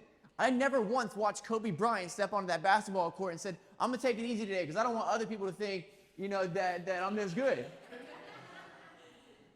Right? Own yourself. Own your greatness. Step into your power. That's who I want to be around. Right? It's okay to be great. I'm learning that in my life, and it's changing everything. So the question we left you with as you went out to break is, what would it look like for you to jump in your life? That dream, that vision, that idea. What would it look like for you to jump in your life? As I look at Josh Hibbert, if I may. You may. As I may, somebody who recently took one hell of a jump in his life. And some of us are familiar, something called an NFT in this whole cryptocurrency world, this whole metaverse. I'm aware that Josh, Alex, and one other person, Kevin, started their own NFT project. We jumped. Josh, hold on a second. There's more to clap for. Josh had an incredible job. He was a part owner of a chiropractic company, physical therapy company. He was making great money. He was killing it. And he has decided to leave his job and pursue this full time, to give away his safety net, to jump, to risk falling, to risk losing everything. That's jumping, and that's worth applauding to.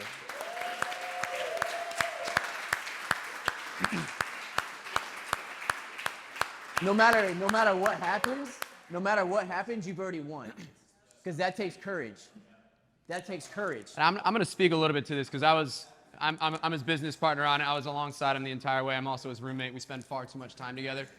We are heterosexual life partners. I'll let you guys think about what that actually means for a little second. Think about it. Hey. But there were weeks leading up to the jump where Josh would come to me and he was a little frustrated with his work, and he absolutely could have done what we're doing alongside it in tandem, but he just kept coming to me saying, It doesn't feel right. I feel like I need to be fully invested in this if we want to make the impact like we want to make this impact. And he did it. He did what he said he was going to do. And I truthfully was like, yeah, you're never going to do it. You're going to continue to work. But he came to me one day and was like, all right, I'm done. I am no longer with Salas. And I'm in this full time. And we have just been guns blazing. He works probably more now on this project than he did as the general manager of an entire home health company, as well as co-founding his own organization alongside it. So that is an example right here of someone who jumped. And this is one of my biggest inspirations and motivations for what I do in my life.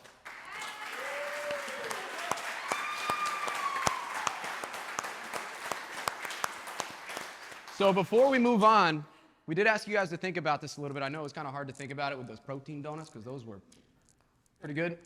But who actually gave some thought to this question? Does anybody want to share what it would look like if you were to jump? This is Ali. He is another fighter. This is a badass Lebanese lion right here. He also has the discipline that is going to take him very far in life. Most martial artists do. So Ali, share with us. I own a company called It's a cannabis vaporizer company. I live here from Florida. And I'm not a big cannabis user anymore. I'm not aligned with the company anymore, but I've been just very attached to it for a long time of like, I got to sell it, I got to get this exit. So I've been learning how to build a sales package and talking to investors and looking to sell it. But I've been extremely inspired by these guys today. I started my coaching business on the side last year and been getting clients, and I'm a speaker as well, and really want to go all into that. But my cannabis company is now just kind of draining me. So I thought about jumping of just really setting a deadline of if it's, I'm either selling or I'm shutting the doors and going all in, because I think what's holding me back is fear. It's fear of missing out on a big buy, on a big purchase for my company. But it's just draining me so much to the point where I'm like, I want to make that jump and go all in, even if I don't get to sell. I can just sell out all my inventory, sell whatever I can, the assets, and move forward. So the wheels are definitely turning, and I appreciate what you guys are doing. Thank you. That's amazing, man.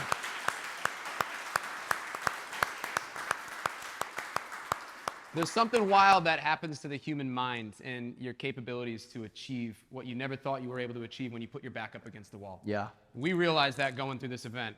We've always been preaching the good word here about motivation and self-work and personal development, but until we actually said, we have an event where we're going to go jump in front of all of our friends and family, we never really worked as hard as we did in the last 2-3 weeks. We spent 10-hour days together. We were playing, man. So maybe putting yourself up against that wall to say this is it, that might give you the little boost that you need to get done what you need to get done. Yeah, man, you're a hell of a speaker too.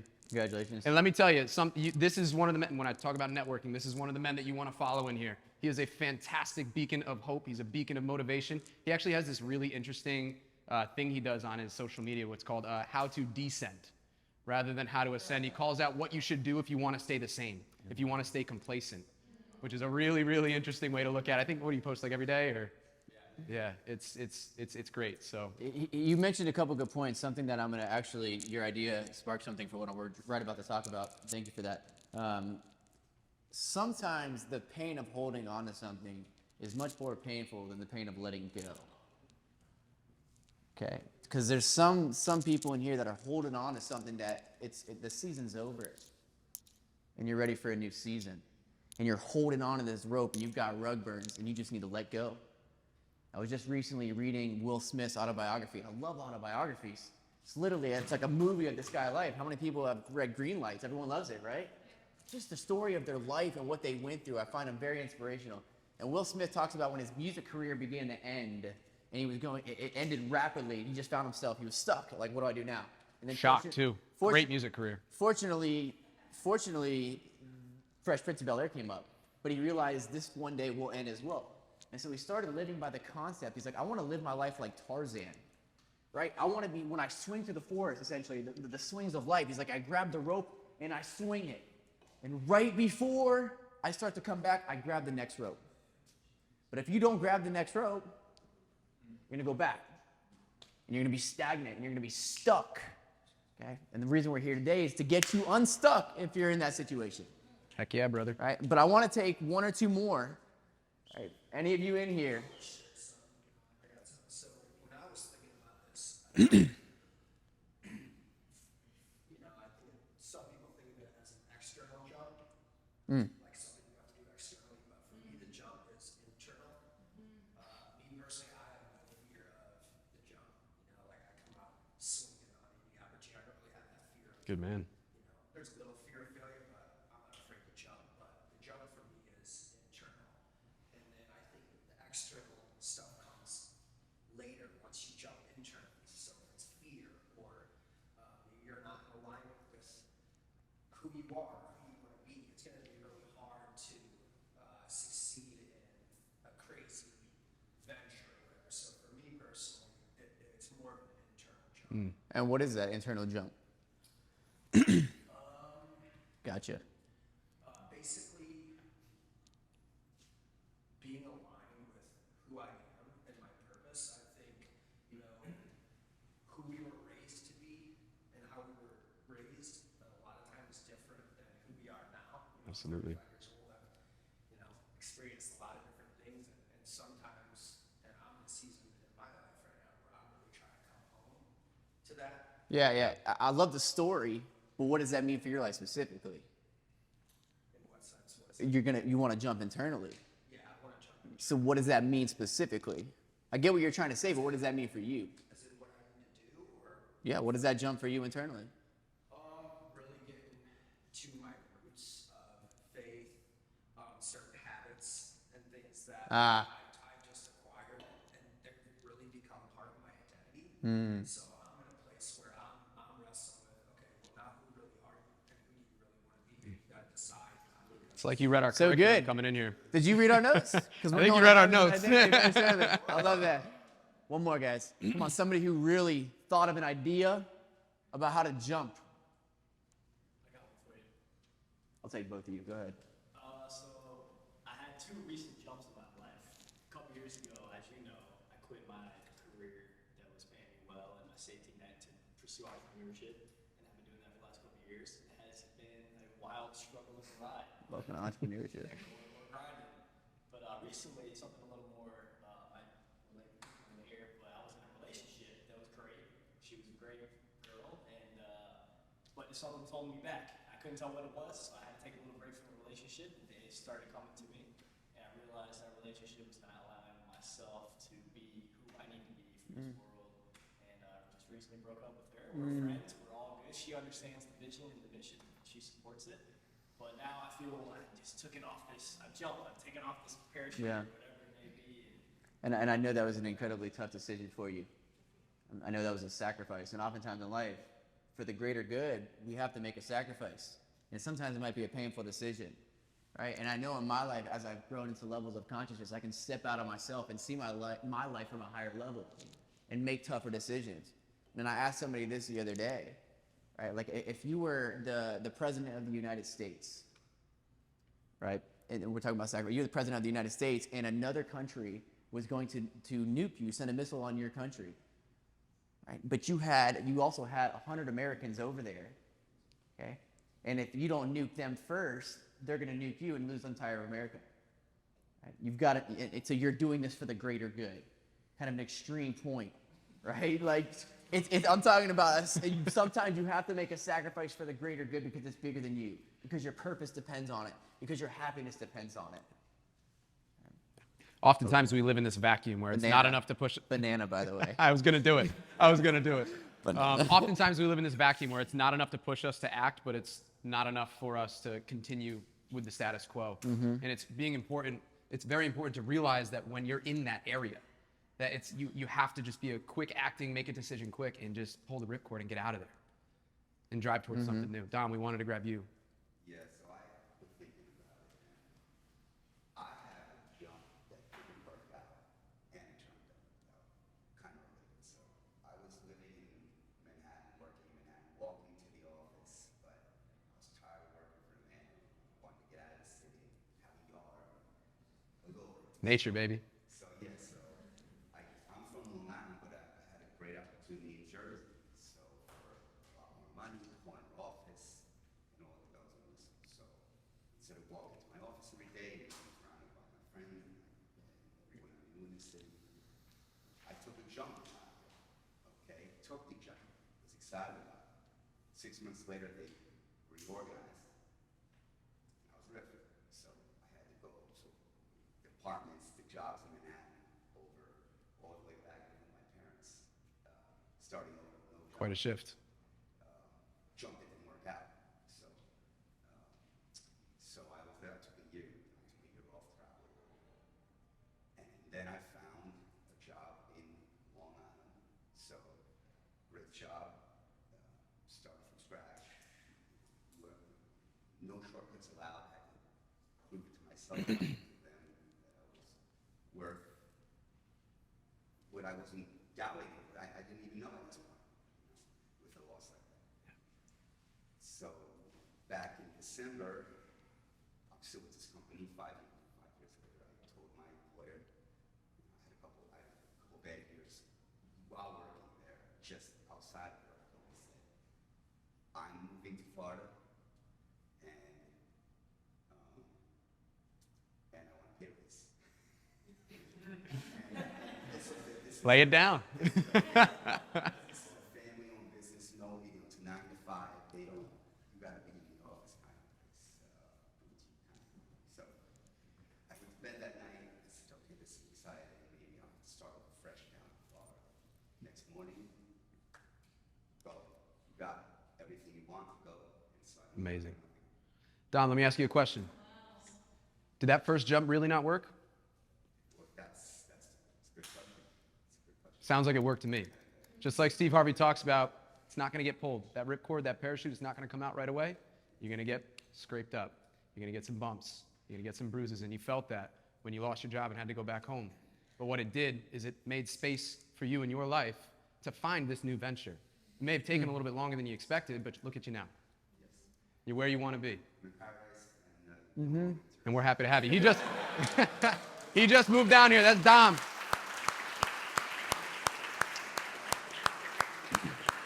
This is really good. This is really good because it's a beautiful transition into where we're going with this. Okay, one of the things that Pita had a good point. Okay, oftentimes in life something will happen to us and we think that it's happening to us. But a good thing to remember is life is always happening for us.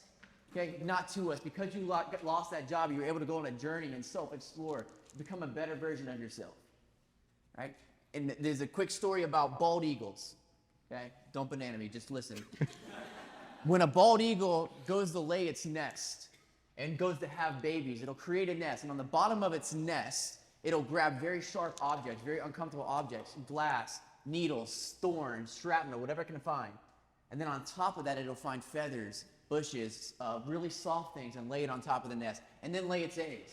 And there comes a point in life where the eagles grow up enough to where they're ready to start to soar, to start their own life, to fulfill their purpose. But they're comfortable, and they won't leave the nest. And so what the mother eagle begins to do then is she starts to stir the nest, and she starts to kick up all those uncomfortable things inside of the nest to where they go, they fly, and they begin to soar, and they start their purpose. And God, universe, source, whatever you want to call it, will do the same thing in our life because he loves us and he knows there's more for us. And we're saying, God, why would you let this happen to me? Because he says, if you knew the plans I had for you, come on. Right? In those seasons, this is mindset. When these things are happening, it's like, what is life trying to teach me? How could I use what I'm going through as fuel for my growth? You had a quote on there earlier, right? You can't control the winds and the waves, but you can adjust your sail. Right? I was at the beach the other day with Graham in the Atlantic Ocean. Right? I'm in the water, I'm enjoying myself, and Graham goes, "What is the ocean teaching you?" And I was like, "Damn it, like, why does everything have to be a metaphor, Graham? Like everything, he speaks in metaphors. Okay, that's just how his mind works." It's Yoda. and it's really cool because we were just out there, and these waves were so big we couldn't snorkel, we were getting smacked, but it really made a lot of sense. Right? Because I can sit out in that ocean, and I can decide I am just going to tank this wave, and just get blasted and get wrecked by the power of this wave. I have no control over it. Or I can go with the current and go where life is taking me and surrender, right? But the thing is, life will force you to surrender. Eventually, those waves will beat you till you have to give up. And it's your choice. How long do you want to suffer? right? And so we're transitioning into now what we talk about jumping is that if you want to be great, if you want to unlock this greatness with yourself, if you want to turn a dream into reality, you're going to have to step outside of your comfort zone. That's going to be difficult. It's not fun. And that can look different for every single one of us. Jumping doesn't have to mean starting a business. Jumping can mean maybe it's ending a relationship. Maybe it's starting a relationship. I know something that you said earlier. You asked for a raise. That's kind of terrifying for a lot of us, right? There was a man that said this to me one time, and it changed everything, and it sticks with me, and I hope it sticks with you. Please write it down. He said, closed mouths don't get fed. If you don't ask, the answer is always no. You don't ask for the raise, you probably won't get it. If you see that beautiful woman at the bar, if you see that beautiful man at the bar, and you don't make an introduction, you'll never go on a date. It works with everything in life. Man in the arena. Man in the arena. Like we talked about earlier, guys, life's all about having courage. It's all about having courage, guys. This right here, what you're looking at, like I said earlier, it's all about courage, man. This was pretty terrifying to have all your guys' eyeballs, to charge you to come here. And to be honest, we're not going to make any money. We'll lose money from this. That's not what it was about.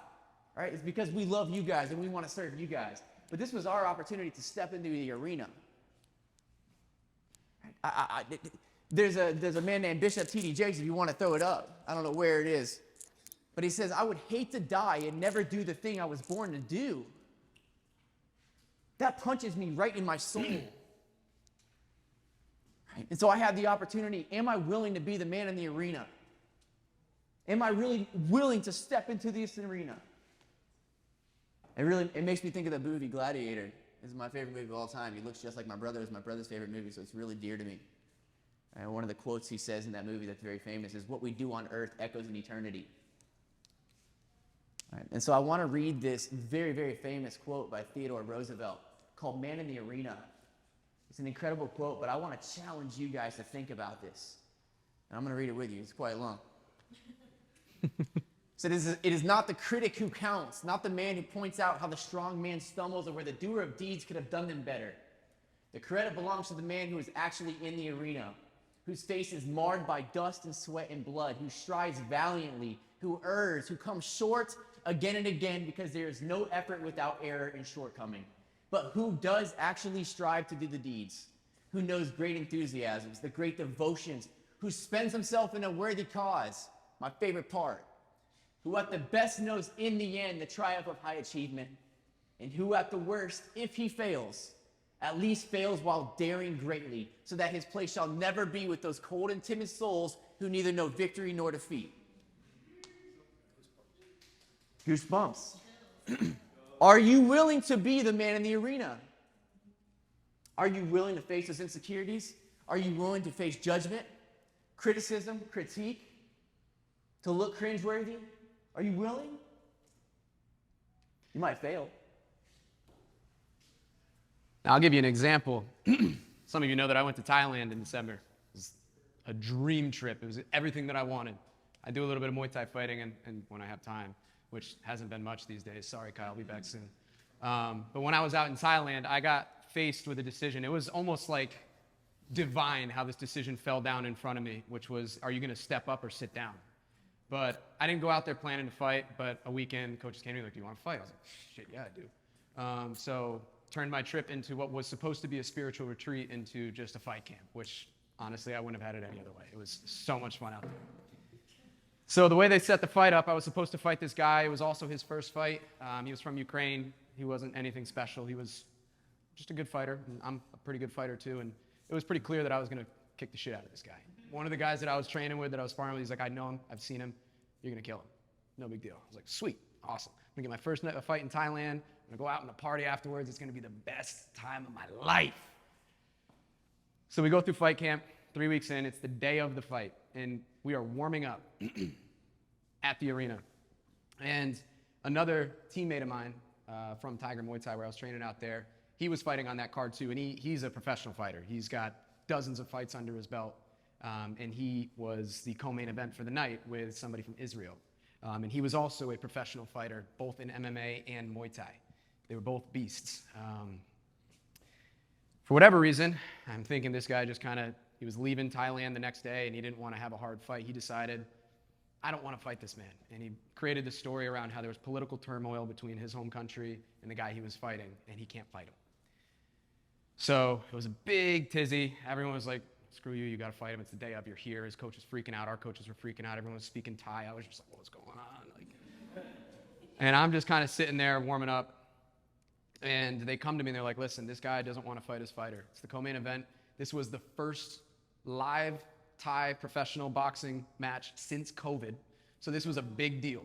There was 1,000 people at that arena. So it was a big deal and they didn't want it to flop. So they came to me and they were like, hey, this guy doesn't want to fight his fighter. He wants to fight your fighter. Obviously, he's about, I think he was like 5 kilos heavier than me, which is about 12 pounds heavier than me. He's about 4 inches taller than me. And they said they didn't want this fight to end. They needed to fill this spot. Do you want to fight this man? You do not have to. You can fight the guy that you're still fighting, but the promoters, they really want us to keep this alive. And it was literally, I'm telling you, it was a divine. Like I sat there and I was just like, wow, this is really in front of me. It's the easy path, the comfortable path, the path that I know I'm destined to success. Some would say it's a metaphor for my comfort zone. Or it's this path over here where I can see what I'm made of, where I can take this jump and I can fight this person that's far out of my league, but I can still leave it all out in there. I can be the man in the arena. I took the hard route and I got the shit kicked out of me.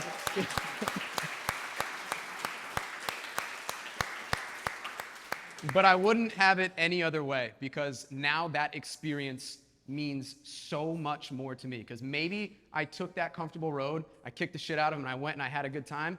But when I got home from that trip and I laid my head down on my pillow at night, I'd know that I made that decision. I'd know that I took the easy route. It wouldn't mean as much to me as knowing that I stared discomfort, adversity in the face and said, hell yeah, let's go that way. So.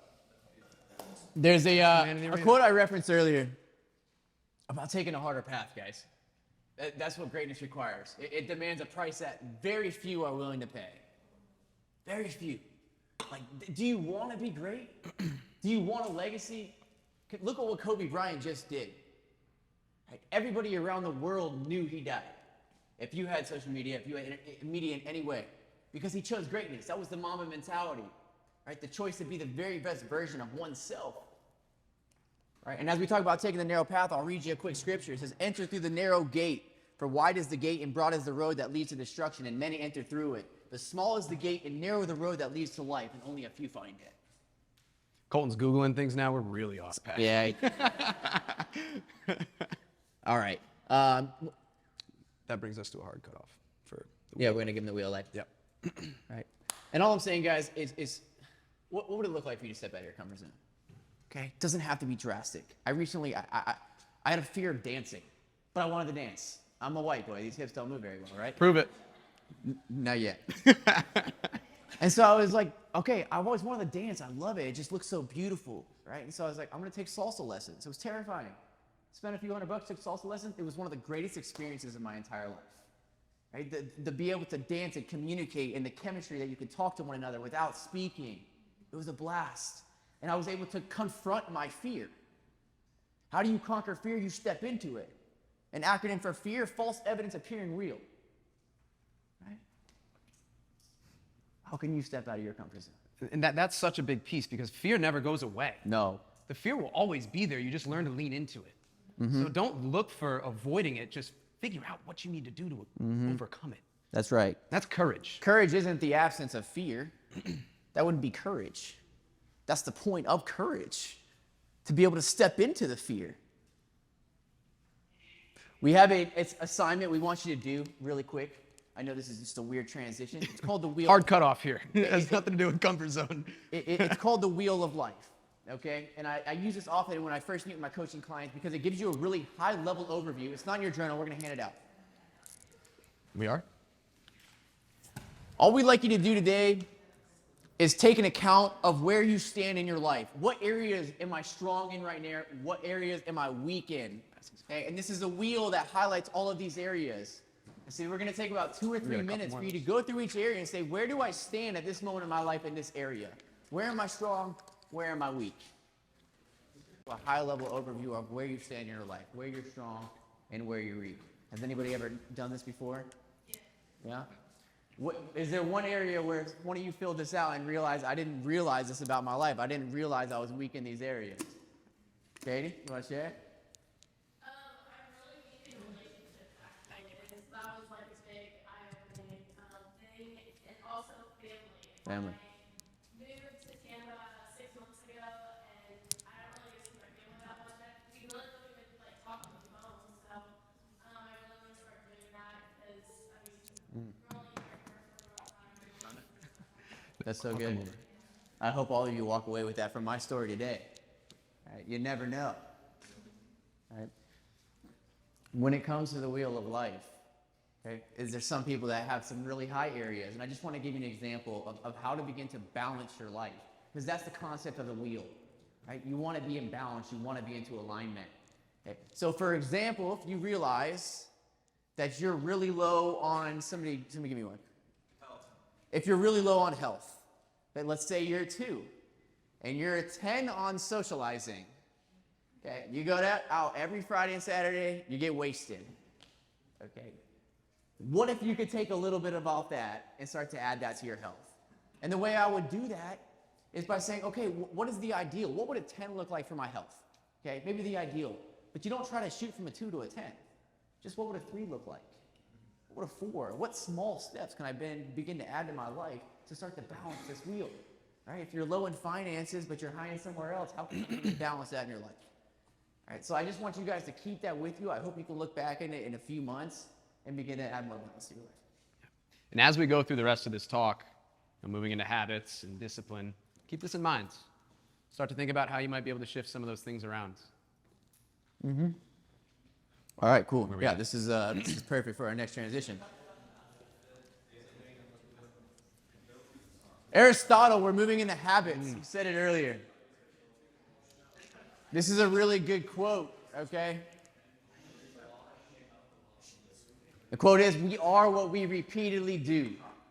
Excellence, therefore, is not an act, but a habit. Okay? We are what we repeatedly do. If you want to be excellent, watch your habits. I look at some of the habits of some of the most successful people. I, too, have spent many years now studying some of the greatest leaders, speakers, and most successful minds on the planet. The most financially successful, the most fit people. And what I've seen is there's some commonalities amongst their habits. Okay? What are some commonalities? What's some habits that you guys have seen successful people do? Just shout them out. Wake up early. Work out. Meditate. Consistency. Having a coach, support, accountability. Anybody else? Gratitude. Yes. Journal. You're on to something. Thank you. That's a big one right there. Example. Okay. Continue learning. Growth mindset. Progress. Now you're on to something. We're going there, girl. You want the mic? Reading. Give her the mic. Personal development. Okay. This is what I'm trying to show you guys today. There's some commonalities amongst these habits. Right? So there was a moment in my life where I wasn't very happy. Okay? I didn't have the progress I want. I wasn't where I wanted to be. My life was stagnant, and I hate being stagnant. There's nothing worse. Right? And I'm like, God. But as I'm thinking this, by the way, it is 11 o'clock at night, and I am playing video games on like a Tuesday. Okay? And what I realized was that was just a habit. That was just a pattern. Ever since I came out of the womb with a video game controller. Like, I've done it my whole life, right? It's what I do. I love doing it. Right? So I realized in my life at 5, 6 o'clock at night, work day's over, right? Ever since I was a little kid, school's over, I grab the controller and I'll play video games. Because for me, it's socializing with friends, right? But I realized I'm not where I want to be. And I was listening to a sermon one day because I was really upset, and I've been out of my spirituality, so I said, I want to listen to a sermon. The guy I actually listened to was a guest speaker, so I was pissed. I was like, this is not what I wanted. But I'll listen to it anyways, because maybe it's meant to be. And as I listened to it, he said one thing that struck me. He says, you want more in your life. You want your next assignment. You want your next step. But alignment comes before assignment. And I was like, oh, my life is out of alignment, man. Right? That wheel of life, my life is out of alignment. I said, okay, I'm not where I want to be. But I realized I am playing video games every day, almost every day, okay? Every day. From 6 o'clock, 5, 6 o'clock till 11, midnight, sometimes way more. I could crush 12 hours if I really wanted to, okay? But I decided, okay, I actually want to like calculate how much time I'm wasting doing this. So I said, let me just average this out. What if I just did 4 hours a night? 6, 7, 8, 9, 10, 4 hours a night. That was being graceful. I multiplied that by 365 days a year, which came out to 1,456 hours. I divided that by 24 hours in a day, and I found out, although I wasn't where I wanted to be, I wasn't happy, I wasn't fulfilled, I didn't have the money that I wanted, the relationships that I wanted, I was playing video games for 61 days a year. 61 days. I was doing something that added no value to my life. And I remember journaling right before this, right? And the question that came through me, so journaling for me is an opportunity to like tether the source. I almost begin to speak to myself, and I confront myself, and I talk to myself, and it's like my highest self, my source, my God begins to speak through me. And I begin to have a conversation, begin to work things out, figure things out, see the internal programming. In other words, it's an opportunity to brain dump. You ever have anxiety and stress and your mind's going a million miles per hour? Put it on paper, get it out. That's what journaling is. Man, it's not a diary. It's one of the greatest tools amongst all great leaders. They journal, which is the reason why we gave them to you today. Because we know how powerful it is. And if this is your first journal, I'm excited for you, man. And I want to take a moment to tell you why it's so powerful for me. Because when I lost my dad and my brother, you know why I was so mad at them? They left me nothing. Nothing. I couldn't open a journal and see what they felt, what they were going through, man. Like what happened in their life. What was their life story? They left me nothing. And so when I journal, I know one day that my kids are going to pick up my journals and they're going to see what happened on April 16th, 2022, and how big of a day and what this meant for me. They're going to be able to go back in those dark times of my life and see the thoughts that were happening in my head.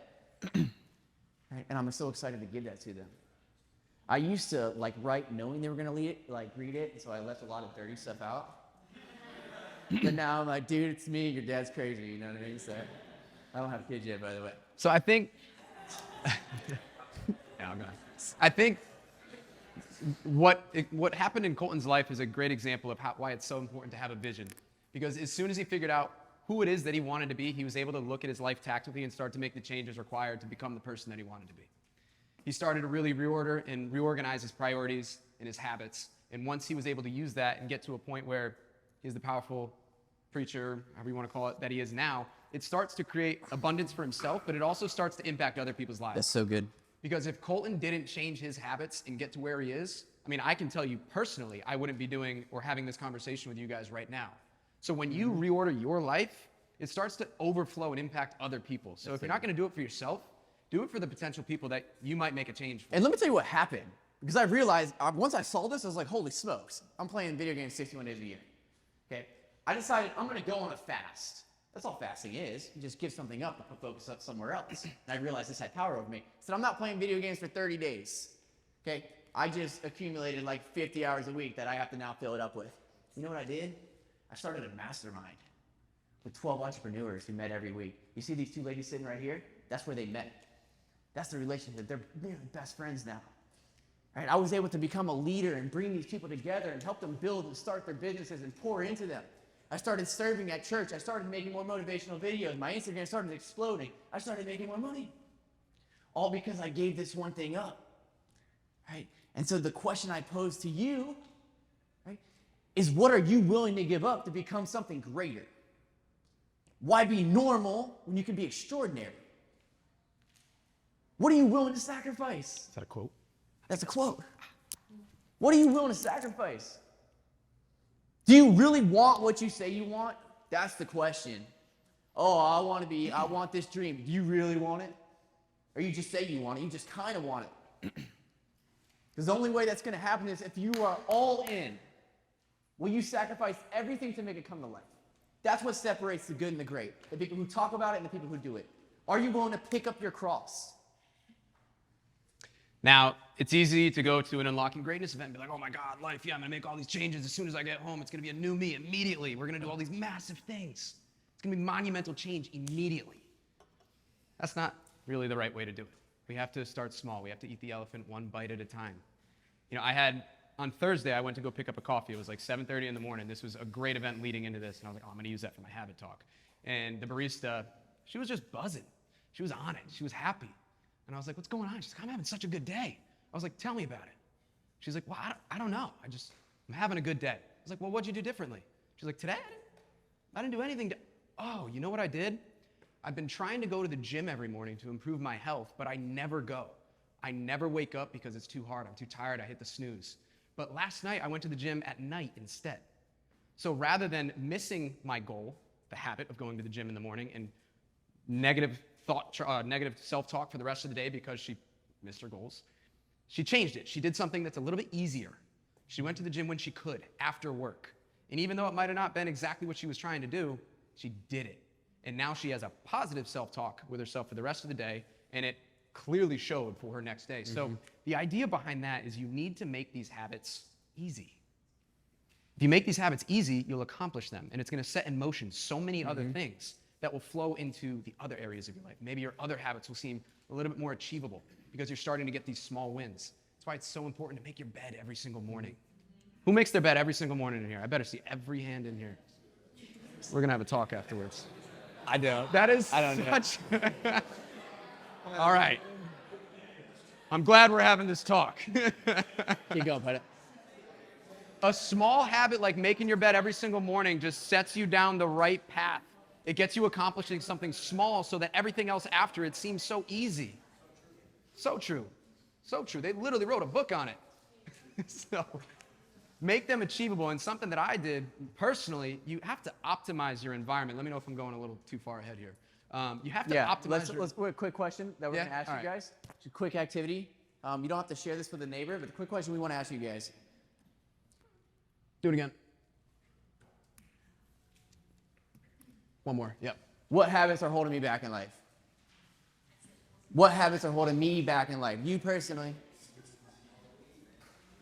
All right.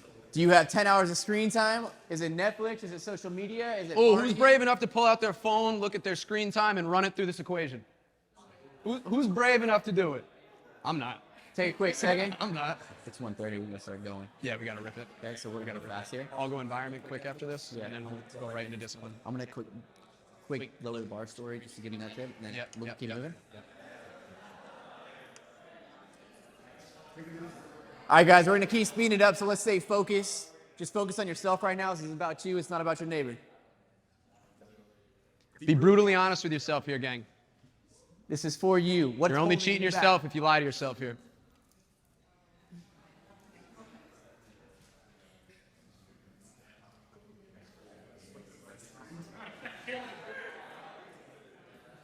I like the people that are already done. They're like, I already know what's wrong with me. Done.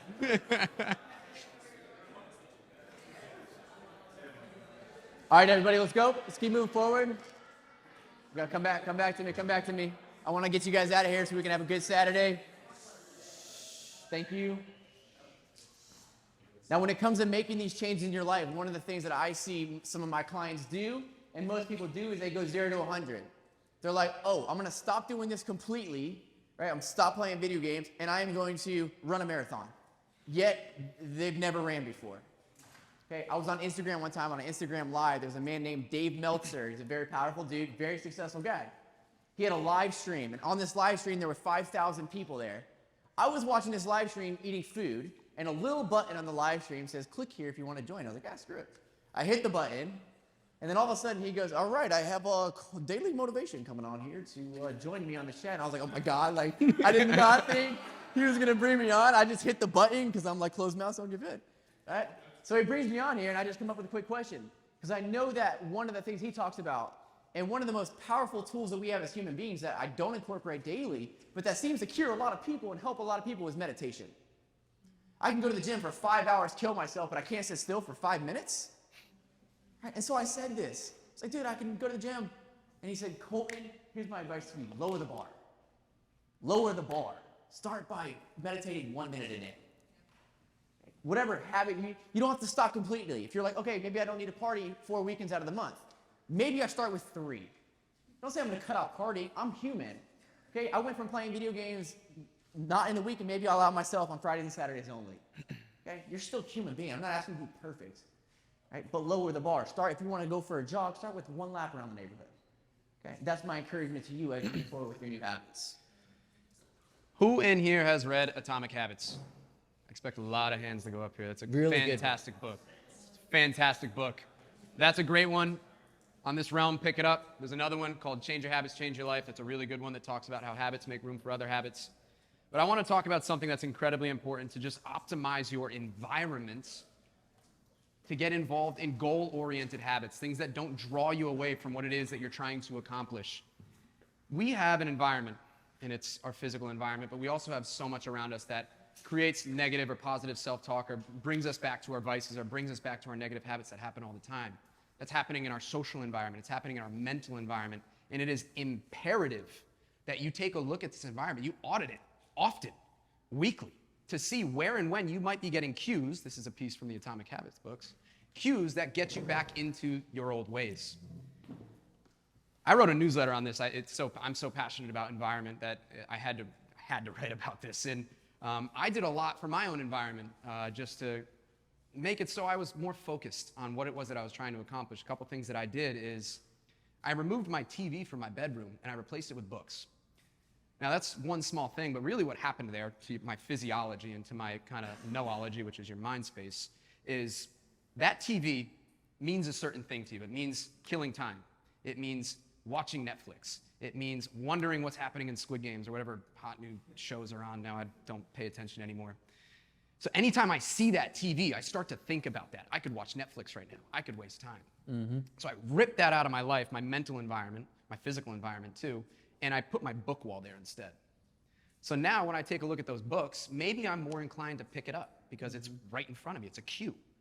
Maybe I could learn something right now. Maybe I don't go that deep into it, and instead I see a book that I read. And in that book, there was something that really resonated with me. And now I start to think about it. And then I start to critically reflect on it. Start to analyze it and what it means to me in my life. I start to relive that experience that is putting me into a better tomorrow. Now I get a positive thought process instead of watching a new episode of something on Netflix. And there's so many cues like this in our daily environment that we don't realize how it's penetrating and invading our space.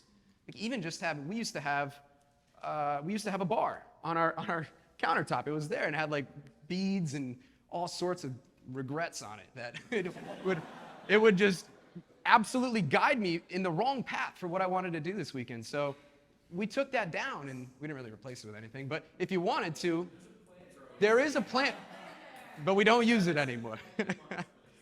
But truthfully, when I see a bottle of liquor, I start to think about what are people doing this weekend? How can I go waste my weekend away instead of working on something that's important to me? I start to think about bad decisions I made the last time I drank.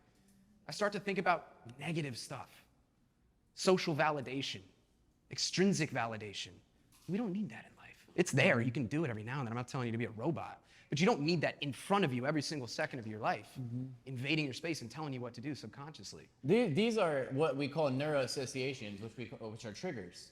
Okay, so for example, if you're a drug addict, the brain of a man that's addicted to cocaine releases more dopamine in the brain by seeing the cocaine than actually doing it. Right? So it's like when you go into your bed, your brain knows all of a sudden it's creating the neuroassociation. Bed means sleep and relaxation.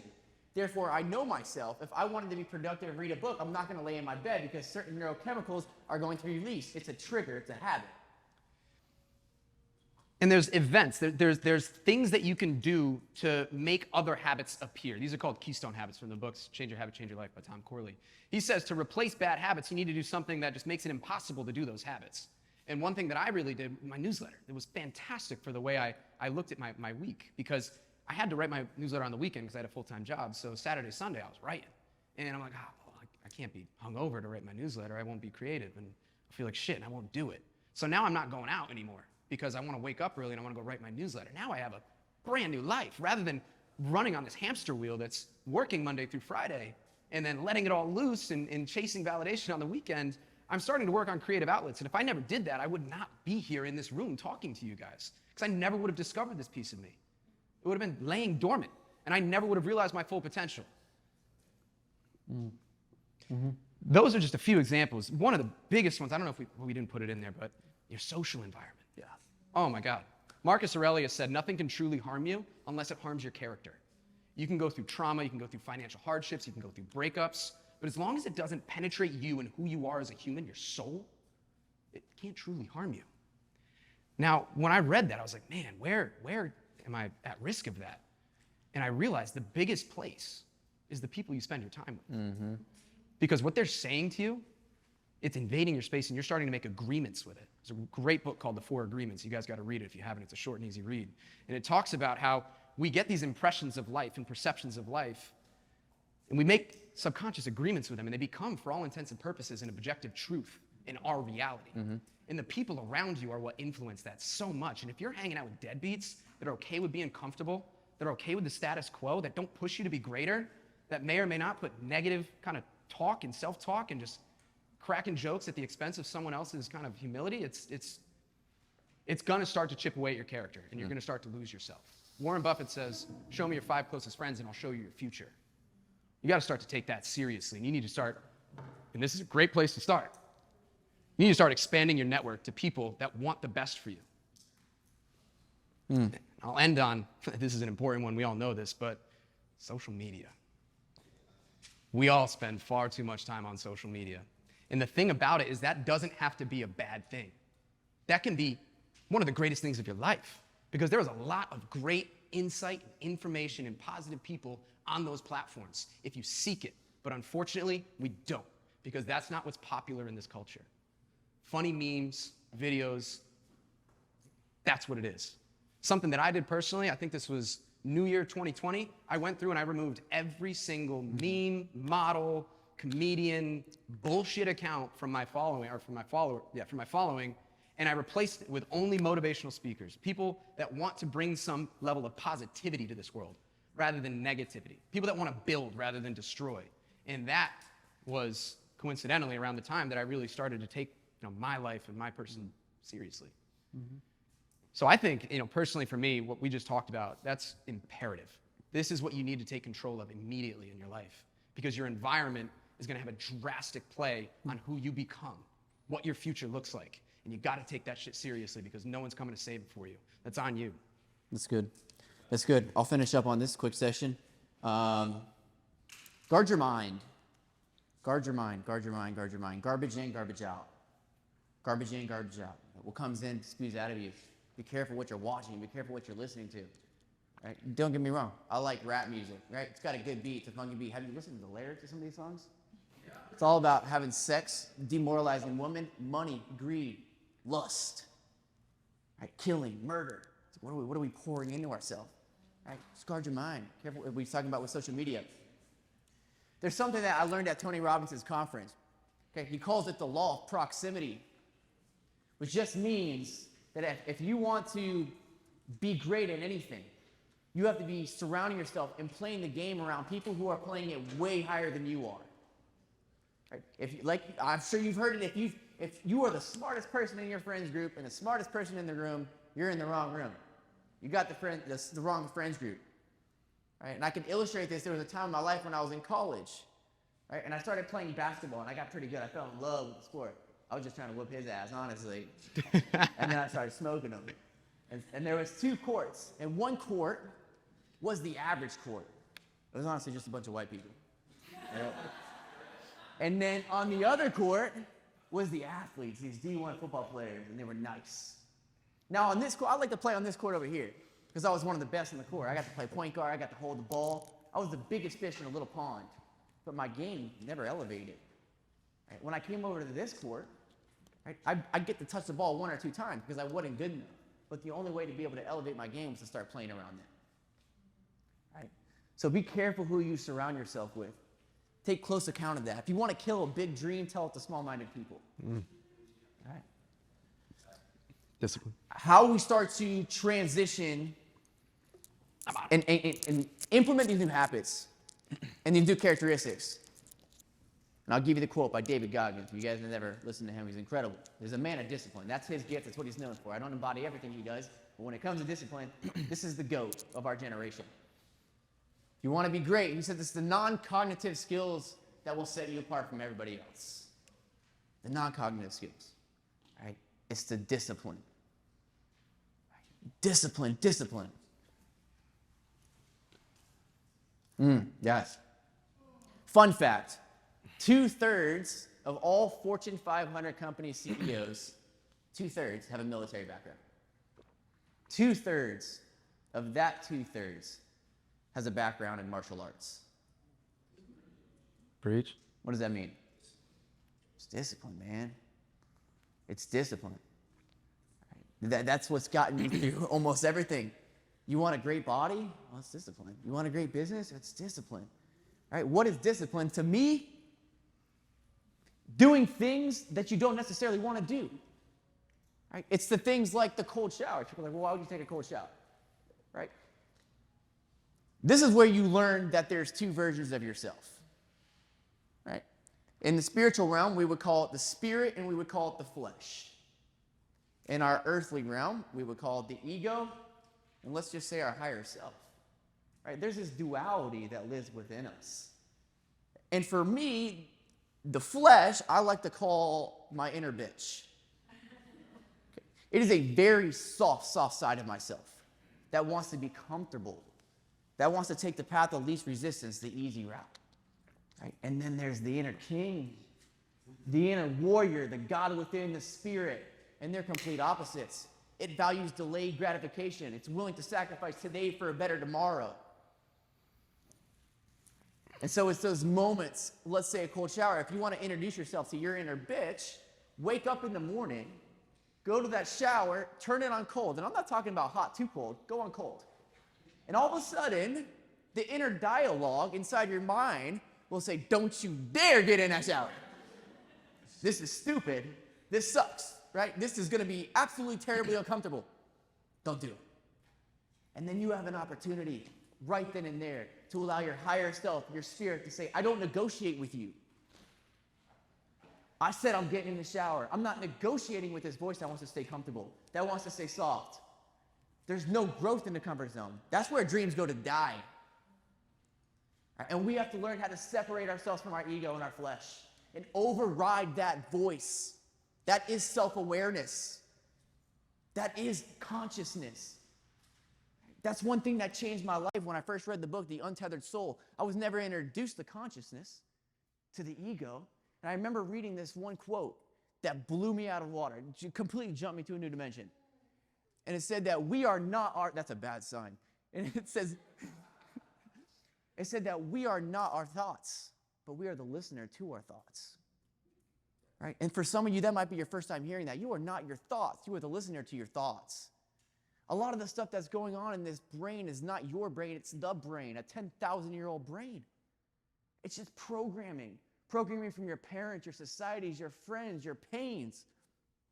And you're separate from that. Right? Before we jump off discipline, because this is probably my favorite topic on the planet, I want to say a couple things. And I also want to demystify discipline, because there's a lot of people in here that are like, I just don't got it. I don't got the discipline. That is the biggest pet peeve of mine when somebody comes up to me and says, Pita, wish I had your discipline. Man, what I'd be able to accomplish if I had discipline like you. And I'm like,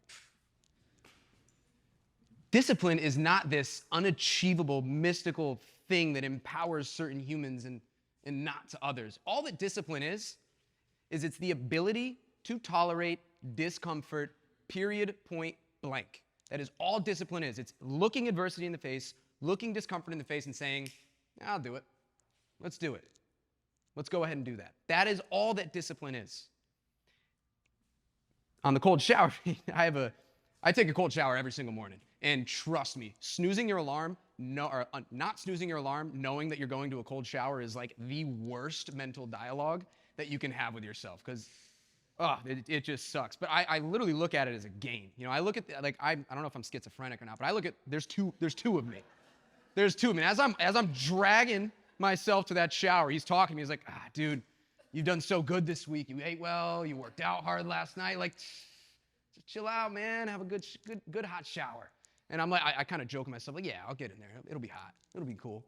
And I get into the tub and I look the faucet in the face as a way to stick it to the inner bitch inside me, and I turn it to its coldest fit. It just nails me, and it kills me every single time. But I make it a game because I know that there is two parts to your ego and your consciousness, and you need to be able to tell that person that's trying to get you to say, yes, chill out, come on, just no big deal. We don't have to do it this time. You need to be able to tell them to shut the F up. Because that's discipline. That's tolerating discomfort.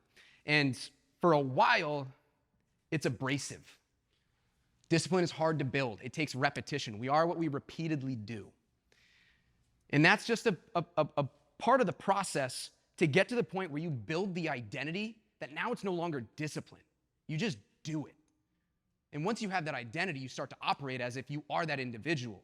You know, rather than having to try and tell yourself to get into that cold shower, I'm just somebody that takes cold showers now. So I just hop right up in there. Identity is a massive, massive piece of this, and I think that's where we're going next. I think what I love about discipline is it's you versus you.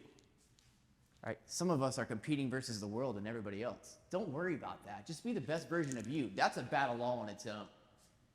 I love the quote. It says, I feel like we all have two battles going on inside of us. Right? One with the man across from us and one with the man inside of us. And I believe once you master the one inside of you, the man across from you really doesn't matter anymore. If you can't win the battle of your mind, you can't win the battle versus the world. One last thing I'll say about discipline and why I used it in my life. And if you go to, I'll save you $5,000 at Tony Robbins' event. I paid it and done it for you. Everything he tries to teach you about is learning how to get into a peak state, how to wake up your highest self. Because from there, we operate at our highest. You're never going to want to make an important decision when you're depressed. Right? So every day, I utilize different discipline to wake up this highest version of me. The inner king, the inner warrior, the one that feels powerful, that can overcome anything. When I go on runs, there's oftentimes I don't want to run. It's 9 o'clock, 10 o'clock at night, but I said I was going to do it. And I made a promise to myself. Right? And that first mile or two, that first 15 minutes, it's not fun. I hate it. It sucks. But there comes a point where something inside me comes alive. This inner warrior, this inner king, it's powerful. And I feel like I can change the world. That's what the cold shower does. That's what the gym does. That's what weightlifting does. That's what all of your little disciplines do. Whether it's journaling, whatever it is for you. And let's say that you let that inner bitch win. This is an important piece. I like to visualize things, but let's say that you let that inner bitch win and he doesn't go for that walk or that run, or he doesn't take that cold shower. You have a scale, a disciplined scale. And if you say yes to the inner bitch, it tips it towards his favor. If you say no to him, it tips it towards your favor. So be conscious that anytime you're cutting corners with yourself, you're making it easier to cut corners with yourself at a later point. Take this note. What you feed will grow. What you feed will grow. What are you feeding? Your highest self or the inner bitch? Okay? Be very careful with that. Alex talked about identity. How do we begin to implement these disciplines in our life? Well, it's shifting our identity. 5 minutes, Colton. I'll give you a good story about this. There's a man, some of you may have heard this, some of you may have not. Young man in high school. He's doing terrible, absolutely terrible. He's going to fail. He's not even going to graduate high school. And his teachers all take notice. They don't even help him. They know he's just a reject. He doesn't care at all. Senior year, he comes home. His mom says, son, I want you to take the SAT. And he's like, what? Like, what's the point? I'm not even going to graduate. There's no point in this. You just do it for me. So the son goes, okay, I'll do it for you. So he goes in, takes the SAT, right? Comes back, gets the test results, ends up getting like a 1650. And I think the max score is like a 1700, if I'm not mistaken. All of a sudden, this kid goes, holy smokes, I'm a genius. Like, I'm really smart. I never knew that. Now he has a new identity. That's what we call cognitive dissonance in society. An external belief came in and shattered our internal belief. Right? So now he's a genius. That's his identity. So he goes back to school now with this new mentality, starts applying himself to his work, starts passing all his tests. Teachers take notice. They start helping him. Graduates high school. Gets accepted into a community college. Ends up graduating really quickly. Gets accepted to a major university. Graduates top of his class. Goes on to an Ivy League university. Graduates top of his class. After he graduates, goes on to be the CEO of a major magazine company, making millions of dollars, starting a family. He's a badass, man. A few years after, his wife walks in the room holding a letter from the SAT company. As he opens up, he reads this, and the SAT company goes, we just want to let you know that we periodically go back and test our standardizing testing procedures. And we want to let you know you actually got a 400.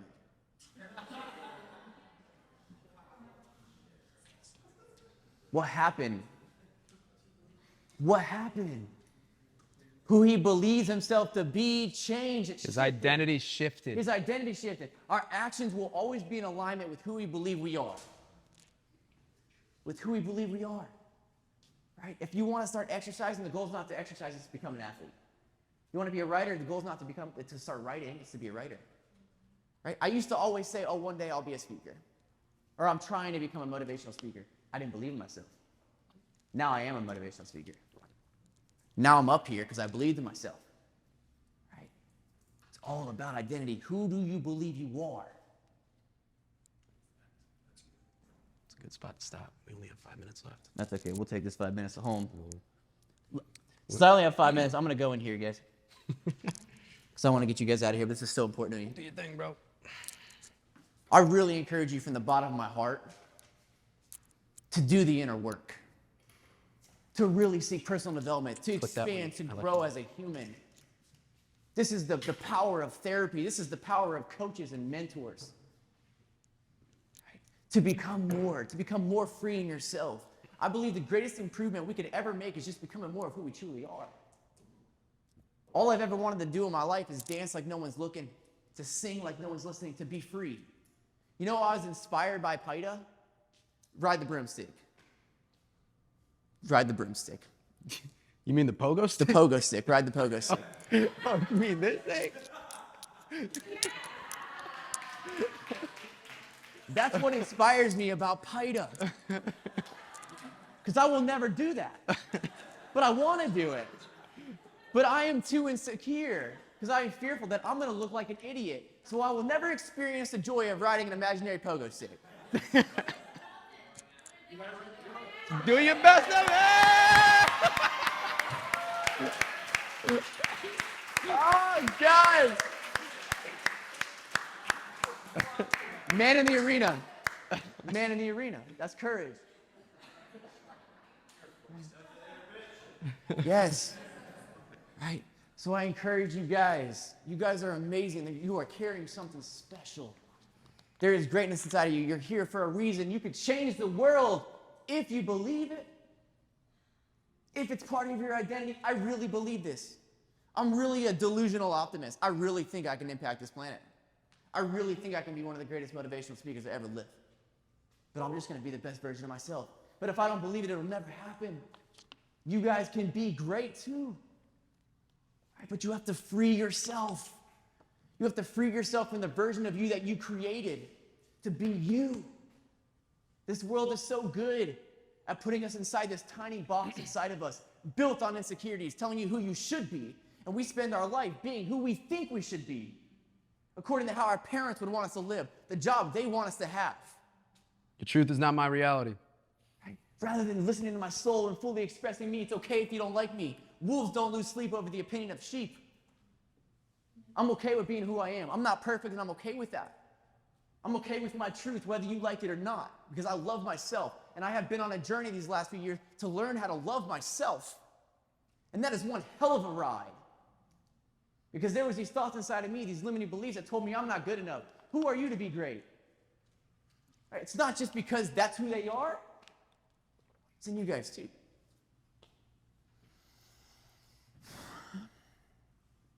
I'm going to read you guys a quote to wrap this up. Man, I just ask that you guys do it, man. Do it, man. Send it. That's literally my life motto. Send it. Chase your dream, guys.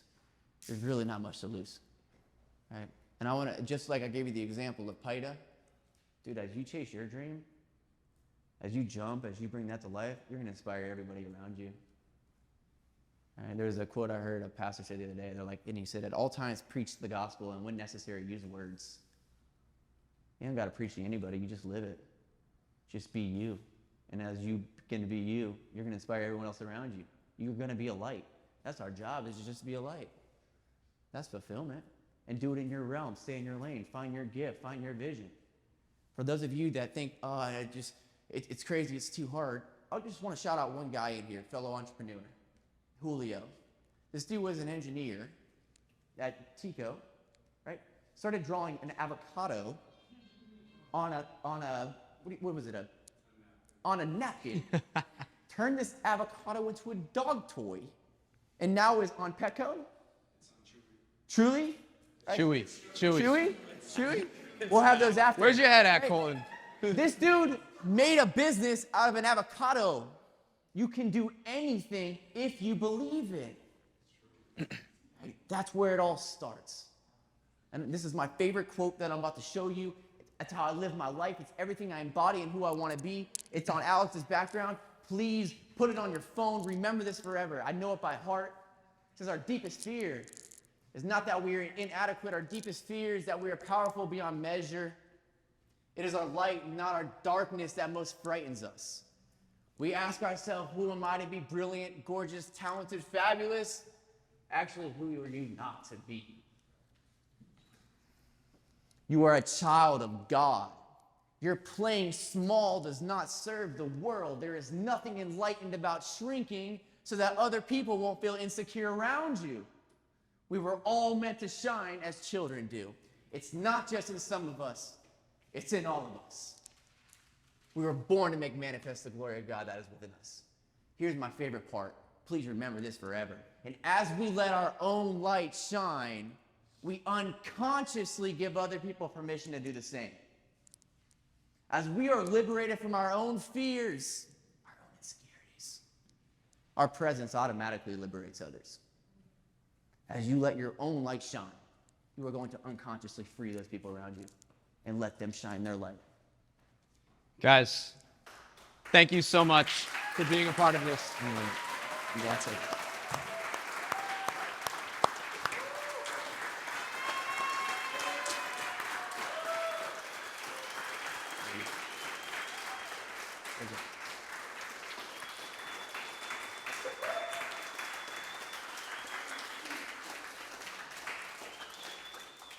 I'll finish off, guys. Thank you for being here. Truly, it means so much to me. And I hope that if you just walk away with one thing today that was worth your time and your money, it takes one idea, one thought to change your entire life. All right, this is who I am. This is what lights my soul on fire. I hope you find what lights your soul on fire. All right, this is what I do as a coach. This is what I aspire to do as a speaker. And I love to help to pull the greatest out of you guys and help you guys go deep within yourself to let your light shine. All right, so if any of you feel connected to me anyway and you want to go deeper, or you're interested in exploring coaching, you can get value out of work with me, just come talk to me. Send me a DM. I'm here for you.